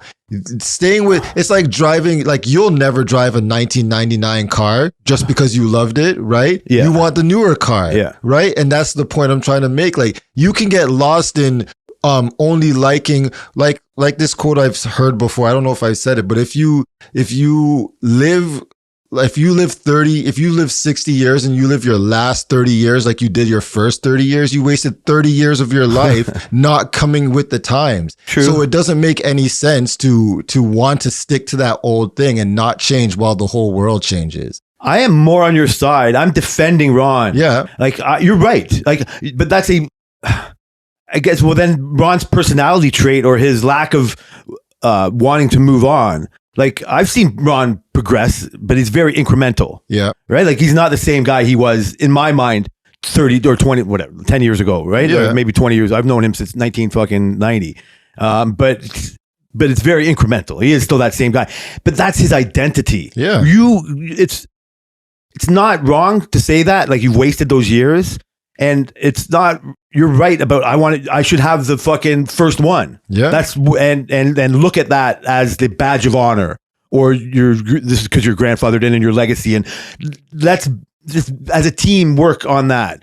I am more on Ron's side to be like, well, I get why he doesn't want to do that. Yeah. And your argument of being like, well, you should. And if you're not, well, then we don't need you. I mean, that's a harsh, you know what I mean? Like button to put on it or whatever. But in this world of just, it doesn't have to be that black and white. Like, because there is room for me to have a 4-day week and do my things at home on Friday.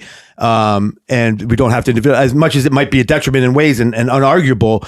But to get the most out of that situation, it's allowed.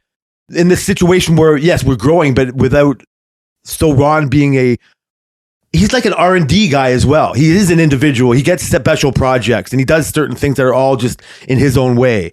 And so by him, if he just gets to have his own welder by his own toolbox, and I still make millions of dollars that way, and he teaches people, you know what I mean? And he does it, then I don't see the problem in it. I see what problems it could bring up, but I think they're lesser than the problems bringing up by forcing him to do something else.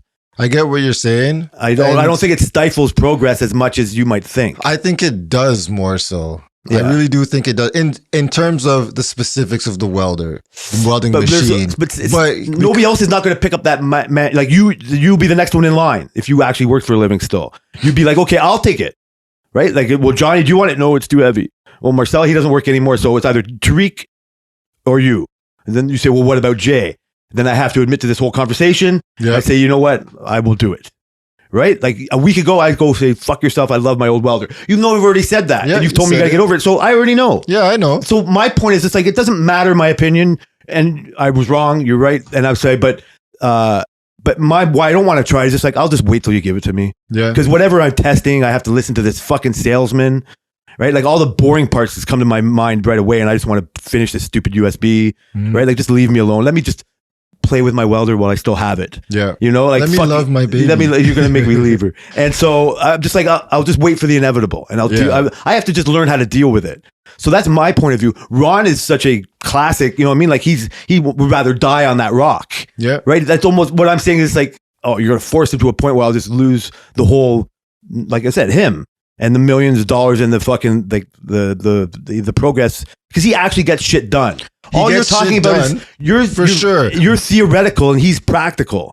Yeah, but at the same time, he gets a lot of concessions already. So if you, for example, change his welder, he still has way more benefits in this company than probably anybody else. But if it's the last straw, I don't think that would be the last straw. I get it, but if it's, why call his bluff? If he said that to you, I would call his bluff. Yeah, because you don't want Donkey to have that kind of power over you. No, because donkeys are the workhorse. Donkeys is what pulls everything. Donkeys is what makes the work happen. I get Horses walk around and pull thing. Donkeys are the more integral You don't politician up a donkey to me. I'm just saying. No, but you're talking donkey as a derogatory term. In the sense of use this or nothing, then you're a donkey. No, it's not so much that. You get the job done, but we're not going to brush you up and make you pretty like you do freaking on the other side. They get new vacuums and new plugs and new all this shit, and we can barely get new welders. Right? At the end of the day, we're the workhorses who are important. Nobody doesn't need donkeys, right? Farmers I'm talking about, right? Like, it's just more valuable. We're more valuable. I understand. I like it. I like being a donkey. Yeah. But I'm just saying I don't want to lose my best donkey over a moral fucking, you know what I mean? Like a moral quandary. Well, if the company's going this way, your best donkey would go with the company. If your company goes this way all at once, then you lose everything that brought you to there. If you fucking don't look, if you don't keep bringing, the world doesn't stop though. You can't. No, I get it. And ultimately, yes, they want to stop. No, in the long scheme of things, it doesn't. And then I just find it unproductive, like 100% to just cut all ties of the past off. And that's it's not about cutting ties. It's about bringing the ties with you. But you can't force. You can lead the horse to water. But you can't force him to drink. You can say, come, we're going this way. Come on, let's go. Come on, everybody, let's go. We want to make this company better. Come on, let's go. Let's go. Nah, fuck that. So when they made, you're right. You don't have much of. I'm just saying why, because it's not necessary. It could be done both ways. But they want to grow. I get it, but you're not. It doesn't hinder growth that way. It hinders. I see what you're saying by not having it grow in a way. I'm only going to try to put it in an example of this. Like when they made hockey helmets mandatory, right? Like I know what you're going to say. Should they have just made everybody wear helmets right away? Like everybody played hockey in a certain way. They goalies wore no masks. They got stitched up, and all of a sudden somebody said, "I'm going to wear a mask," and it was like, "Oh, you're a pussy." It's like, well, is it against the rules not to? Well, no, but you're a pussy. All right, well, fine, I'll be a pussy. And then they was like, holy shit, that pussy's face is beautiful, mine's not. And so they just adopted it. Mm-hmm. And then it became mandatory for some reason, I guess. Mm-hmm. And then hockey helmets, right? It's like, well, no, I'm not going to helmet, like you're a pussy. And then so they mandated it, whatever, in the fucking 80s. But the mandate was, if you're a junior, like from now on, you know what I mean? You can't come into the league without a helmet. Mm-hmm. So what I'm saying is I like that model of a thing. That's fair. Right? Like, so this is where it's like, if you come into the company, you have to use an auto machine. More than that, I'll use the auto machine. I'm not like now Ron just gets to be because it's a smaller percentage, right? But I'm treating Ron as the guy who wore no helmet for his whole life. Yep. Right. And then all of a sudden, but then other guys, because slowly guys were just wearing helmets on their own. Guys were like you. It's like, well, fuck, why wouldn't you wear a helmet? It's like, because you're a pussy. Right. And it's like, well, I'm not. Call me a pussy all you want. I'm going to wear a helmet. And then so half the league was wearing them anyway. Mm-hmm. And so it's like, well, we'll just mandate it. And then Rons were like a 16-year-old Ron or whatever playing junior. It's just like, oh, I don't want to wear a helmet. Well, then you can't play junior. You're not important enough yet. Right? Like you're the lowest donkey on our hockey world. Mm-hmm. And so you can't play unless you do it. God, okay, I guess I'll wear it. And then they forget about it. And then sooner it becomes one guy out of 600 NHL players that's not wearing a helmet. And it's just like, look at that fucking clown, but look at his beautiful hair. Right? Like, you know what? Like, whatever. It didn't matter. He was like a character because he didn't have it. And just like, well, why does that one guy not get to do it? Because he did. That was the rule we made up. So, well, you could have just made everybody in 1984 all of a sudden wear a helmet. But in this case, it's only a union of 600 people. Mm-hmm. And then they get to vote. Like 400 of them don't want to do it. That wins, I guess. So, you know what I mean? Like, so which way do you think is better? Do you think they should have just made them all wear helmets? Yeah. Okay. It just makes more sense. Yeah. It's different to do the gradual thing, but eventually everybody in the league wore helmets, and then they changed to visors. Okay. That's a safety thing, right? Yes, but that's okay. A safety thing. It's like our safety glasses thing. But it seems almost should have been more mandatory. Not everybody does wear the safety glasses type thing. Yeah. But when it comes to a welding machine, for example, that's a performance thing. So you're telling me you're not going to get the carbon fiber sticks? It's more performance? Nah, I'm just going to use the wooden ones. Some guys did. I know there's still wooden ones now in the league and whatnot, but it's like this is way better. Yeah, so, before you know it, it eventually changes to what should happen. Change, but yeah, I can make you 10% better by using this machine that will weld this with way more penetration, way more power, right? You get a longer So Gretzky's like, I fucking scoring 50 goals without fucking my helmet with a wooden stick. Okay, so score 60. Keep it. No, because I don't want to even try, or it's going to make me feel like I'm only going to score 40. And the owner of the team's like, I want you to score that 50. I don't want to take, you know what I mean? Like, so I'm just going to let you do it. And it's good for you. You should do the 60. Yeah, eventually it's known by 10 years later or 20 years later, like Ovechkin's never touched a wooden stick, or you know what I mean? Like fucking Marner, you know what I mean? Like and then they're dipsy doodling and it's a whole new world. Yeah. And you can like start arguing, LeBron's better than Jordan, all these things, right? But we get lost in the fucking where technology changed hockey. I just don't see the value in not letting the grandfather guy stop wearing the helmet. And safety, it's different. See, that makes more sense because you have no argument. Yep. Like, so you want me to see your hair. That's not as better of an argument as you hitting your heads on the ice. But then my example here is like, I can make you $10 million this year if you just give me my wind-up welder and I can show everybody to work. Or you can force me to do this and I'm not going to be here. And you could just say, okay, well, you're cutting your nut. I can force you to do this and you make me $12 million and it's less frustrating for you. Your machine doesn't break down. We're changing the wires easier. Your whip is easier to manage. You can do more things. You can do certain things. I hear you. It just wouldn't make any sense. It wouldn't be the hill I died on, but it might be the hill he died on. Yeah. You can't but that's what I'm saying. So you can't just disengage from your righteous main point, which is true, to humanize this person in your company, your family. You've grown with them. Yeah. You can't take his. This is where Sammy's point is ultimately made. Like ultimately, Sammy, you could have been better at this, but Ron could come and say, I can't be any better than I have been. Other than in this, you know what I mean? Like parts of this situation where I'm not leading by everything, but I've never led by more example than anybody else. And so I'm telling you, for you want to continue this is what I want. You have to massage that in. I think, or you don't have to. I think it's foolish not to, because the progress is going to happen anyway. Mm-hmm. Eventually, we'll all be using the auto centers. Like Ron will grandfather out, and it'll be just, oh, you remember that? Oh yeah, that's good. But nobody will touch that welder again. It's not a because it feels like you just don't want to placate. People get just so just keep placating. Here's my thing. I don't feel like, even with my kids, with my wife, or with anybody, I don't feel like you should placate everything somebody wants. Sure, some things here, some things there, but when you placate everything and you make that person dictate every single decision, then at that point, then that person's the decision maker. But you've lost all the placating that he's done. Yeah, but you still have other things. I can say, yeah. We're still but placating. why are you with concentrating on this. that? It's because it's simple.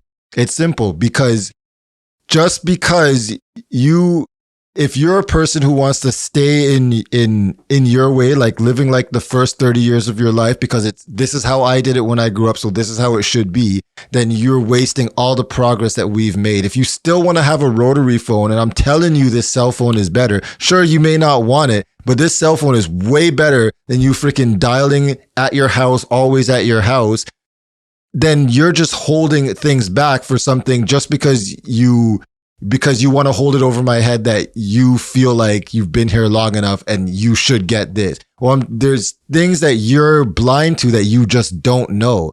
You just don't understand there's better things out there. And so you can't rely on somebody who just doesn't know when you know. But you can't laugh at the person that says that about the cell phone.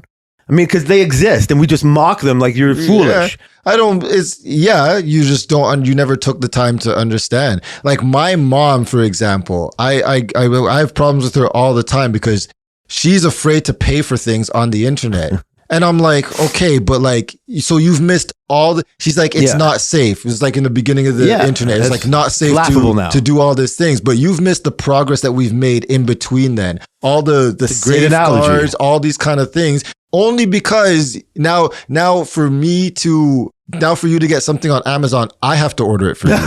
You know what I mean? I have to order it to your house. So it's like, because you were too blind to accept what progress we've had, you're still stuck in those ways. And now I have to order you fucking XY tips because you want. You hate making somebody special like that. It's not so much about it's the placating. Yeah, it's not so much about that, but like when it's detriment to progress, and you're frustrated. For no reason. It'd be like somebody that didn't want to watch the new F1 race. Look at all the time we've wasted, and we just talked about this. Real life bullshit. Talk about it.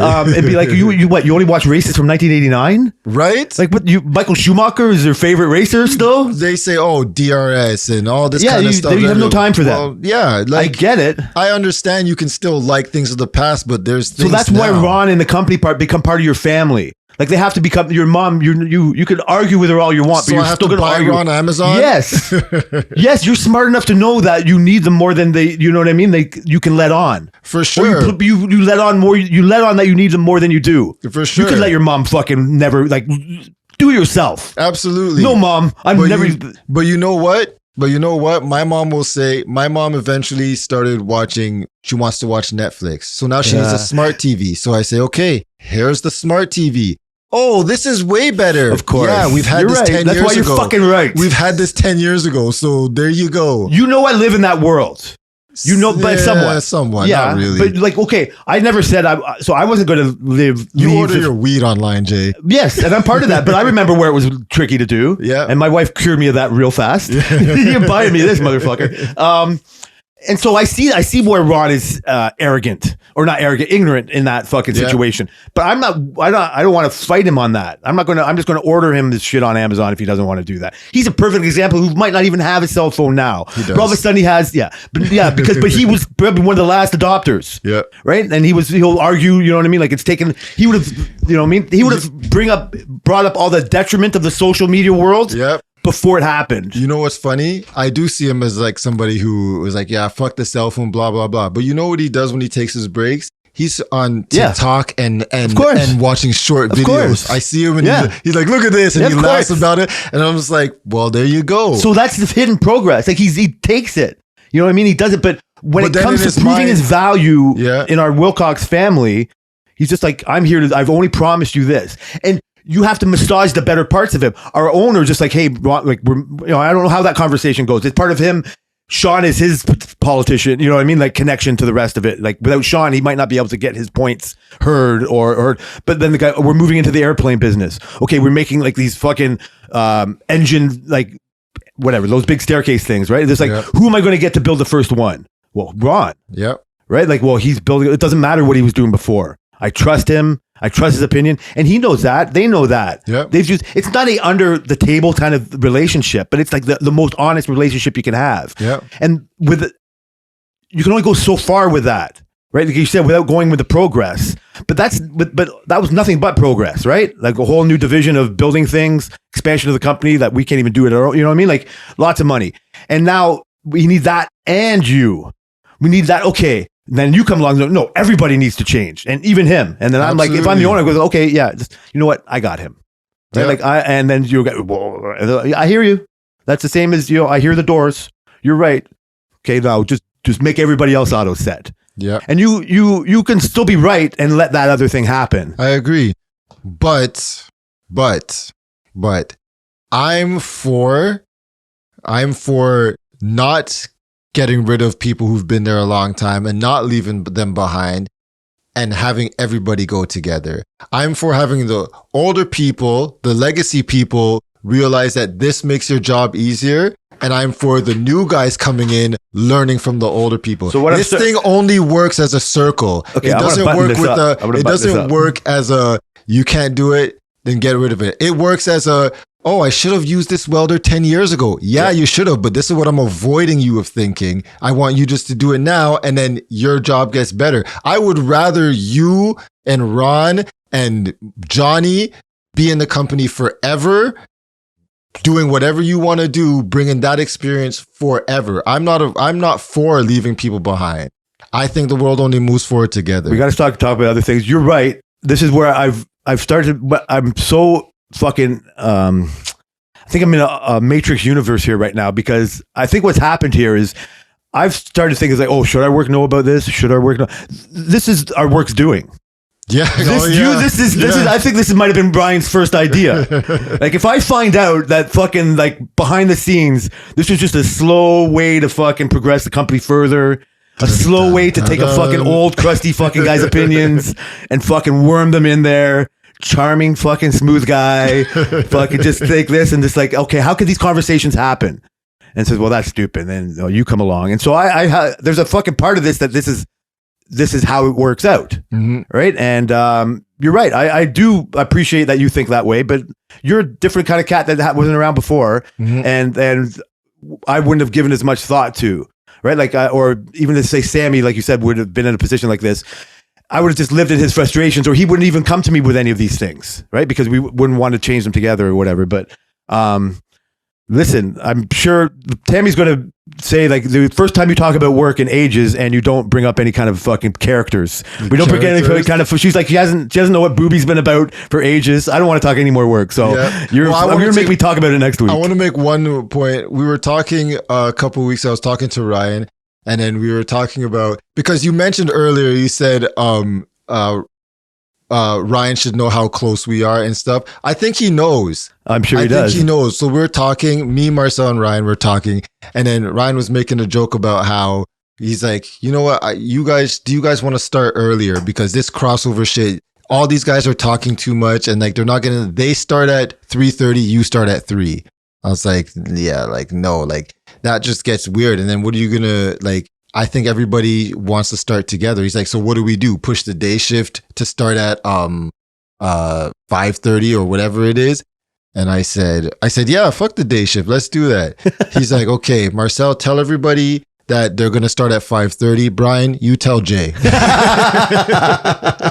We had that part of a conversation when he came by us. It was like, you're going to, like I said, okay, well, you tell me the day that happens, because I'm going to start taking care of old people full time because it's more money. And that's me like overplaying my hand, thinking that I could be Ron in that situation. I fucking want to get out of this. That I was like, oh, I'm more valuable if you just let me do what I want. Right. But I am not that Ronish in that. I would change it. But yeah, I know Ryan has got me a couple times, like with jabs. I was on the good side for a few weeks. Like he'd come by, say something stupid, and I would call him on it or do that, and he would just walk away. And I can't bring up the examples, but he said a couple things to me or whatever, and I was just like, "Oh, you got me," because he finished doing the playing with welder. I was looking at it, and I had a mask on, like and the respirator and all that shit, and he walked by just looking at me, and that's what he does sometimes. He just looks and like shakes his shoulder, whatever, right? Like gives a funny look, and he's like, oh, look at that old dinosaur welder. Like he pointed at that thing. And I'm like, wait, you're talking to me? Like, I said something, I go, that's what they call me. He goes, no, I was talking about you. Like, oh, fucking bastard. No, it'll all come out in the wash. Yeah. Like, I get it. Like, I appreciate that eagerness of you and that, like, honesty of you. And that's ultimately when I hear them talk like good. So you should know we're never going to talk about anything else, that it's silly for you to not know that you're appreciated. For him to just like, that's just a small example of just like, yeah, okay, now Brian, now you do that. Like, I recognize that's a strength. If that was a real thing, it's like, okay, well, that's, you know what I mean? Then that's individualizing something. Yeah. It's like, everybody got to know, but can you just, let this one guy know easier, right? Like, I just don't want to deal with it. And that's not all lining up against the wall, hearing it all at once. Yeah. So that's another good leadership thing. But he recognizes that little thing in you in this personal thing. So he recognizes other things that you do too. And that's enough of you. But true. It's Father's Day this weekend. Did they treat you special around this place? Fuck. Father's Day is like... Do you get what you give? This is your problem about not treating people special. You got no fucking special. I treat people great, but in society, Father's Day is not as good as any other day. I saw this story on Instagram, right? The Instagram reel, and it said it was talking about Father's Day and how it's ranked like I think it was like the 15th most popular thing. The guy's like, Halloween is ranked above Father's Day. You know what I mean? He's like, I can't even name 15 other holidays, much less Father's Day. So then it's like Father's Day is just like it's like nobody cares. So yeah. Second, fucking name 15 holidays. You're right. That's terrible, man. You're such a good fucking. So do you have nothing planned for this weekend, or any surprises, or nothing? No, I got nothing planned. You got you still working on the big celebration next week? Got your barbecue or your birthday month for the family? It's fast approaching. Yeah, I can't wait, man. Yeah, I think it's gonna be good. Are you gonna be busy next Friday? Are you gonna have time to do one of these? Yeah, we'll be able to do one. Wait, I don't know what's on the schedule, but yeah, we'll figure it out. Yeah, it might not be more. I got to do.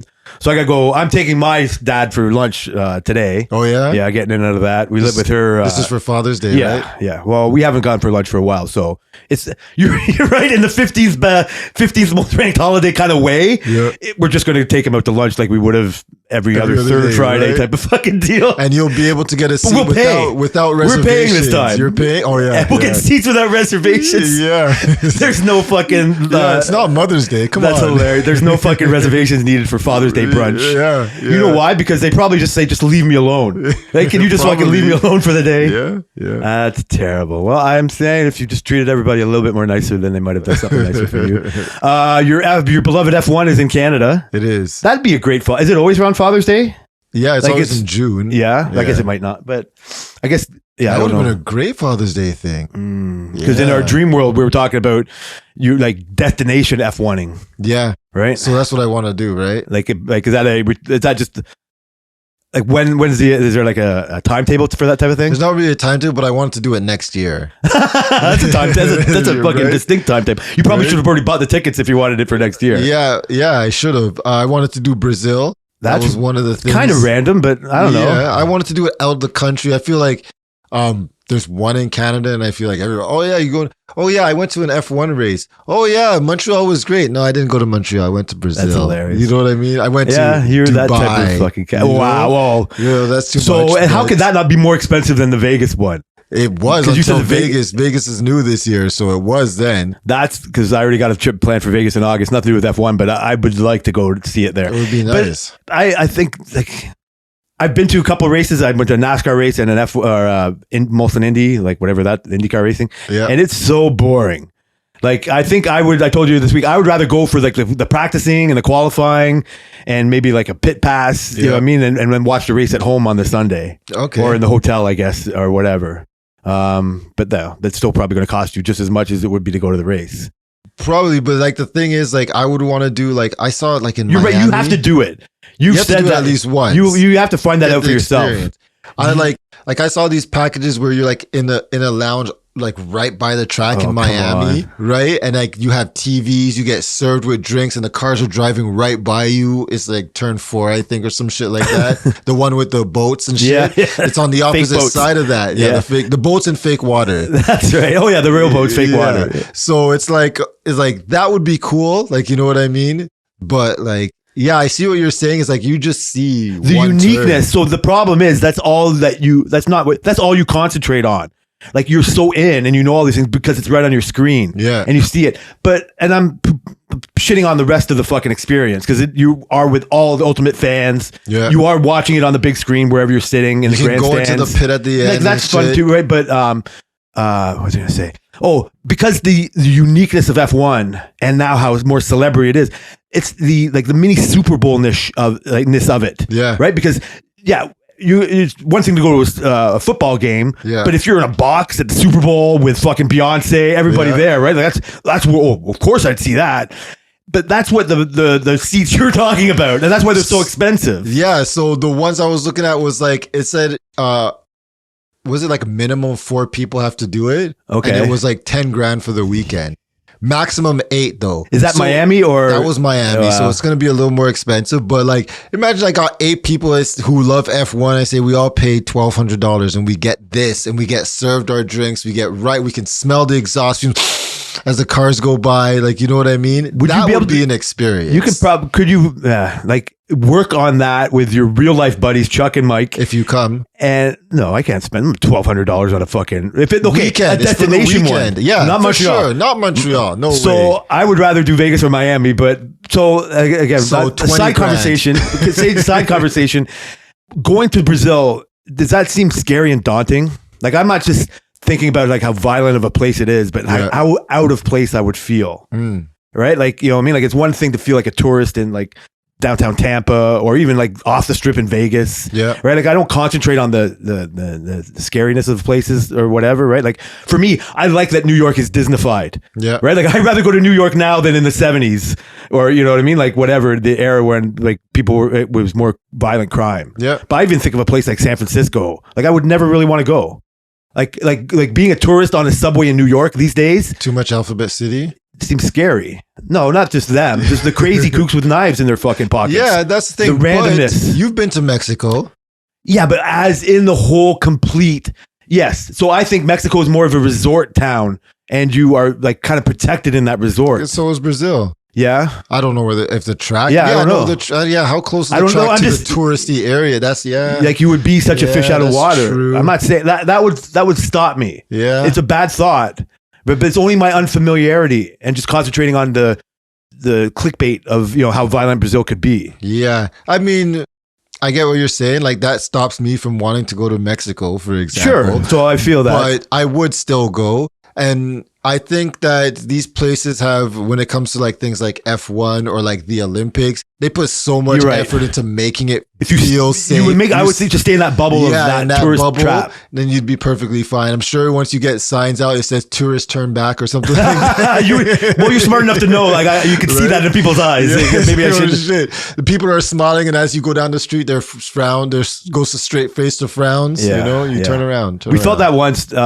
We go to Florida all the time. Tammy, we used to love to go to this flea market in Sanford. And I think that's where Trayvon Martin situation happened. And so we would do that. I'm not going there. We went way before. So like that happened and we would go every time. And it was a little sketch, but I didn't see it. Like, it wasn't sketch like in a really, it was just a flea market, normal thing. But we stuck out like fucking tourists. It was it was almost all Mexican. You know what I mean? Or like Cuban or whatever, right? Like, it was Spanish everywhere. And it was just ins and outs of stuff. And we're looking at deals. And I didn't feel we were getting clocked, but we were definitely stuck out a bit, right? Yeah. And then by the last time we did it, and we've gone, like, last time we went like 7 years ago or whatever. And by then, actually, society had changed a little bit. Like, it hasn't changed, but the awareness for me and other people, the Trayvon Martin situation had happened. There's been lots of other riots going on. And so we stuck out even more. I don't know if even less tourists went there. Yeah. But then we looked like we were tourists in a local. And then Tammy said she felt a little unsafe. Mm-hmm. And so, like I said, it was all in our heads, but, you know, it made us not want to go. Yeah. And so that kind of thing when I think of Brazil or whatever. But you got your F1. I got no Father's Day. I'm only fathers to my wife's pets. So just to placate, for me to keep doing the work for her, her appreciation for me letting her dog out every now and then. Okay. She'll probably just let me watch golf all day Sunday and the race. I can't wait for Sunday. Yeah. Sunday's going to be a great day for me doing nothing and eating edibles and watching sports. Yeah, I'm going to do that too. Well, just again, we didn't get to any of the other topics. No shit. And we didn't get to anything real work that anybody probably wanted to hear, like how Booby's letting you down or is fucking getting on. How's he doing? That's before we go. Is he still on any kind of Because I think last we heard, and it might not have even been public, that he was like on a power trip of some kind of sorts. Yeah. Is he still tripping? He's still somewhat tripping, but since he was sick earlier this week, and I sent him a picture of our booby number 4 training a guy when he's only been here like a month. Yeah. And I think that really stuck to Booby. He's just like, no. I gotta come back. He came back the next day. He came back the next day sick. I said, go home. He's like, no, I can't afford. See, this is can't afford. This is why this is a permanent. This is why this has been on purpose. Because you're even a bridge for that. Nobody else would have made Booby feel that way. And then you got him back to work in a certain type of situation. Get your ass back Ryan, here. stop listening. Fuck you all. Yep. All right, buddy. I gotta go. Okay. I want to thank everyone for listening to the Work Related podcast. We are related by work on Twitter, and maybe if the guy actually accidentally gets a Father's Day gift, he'll let us know. Or maybe I'll tweet my winning bet on F1. I should ask you some inside information. Yep. We'll see you guys next week.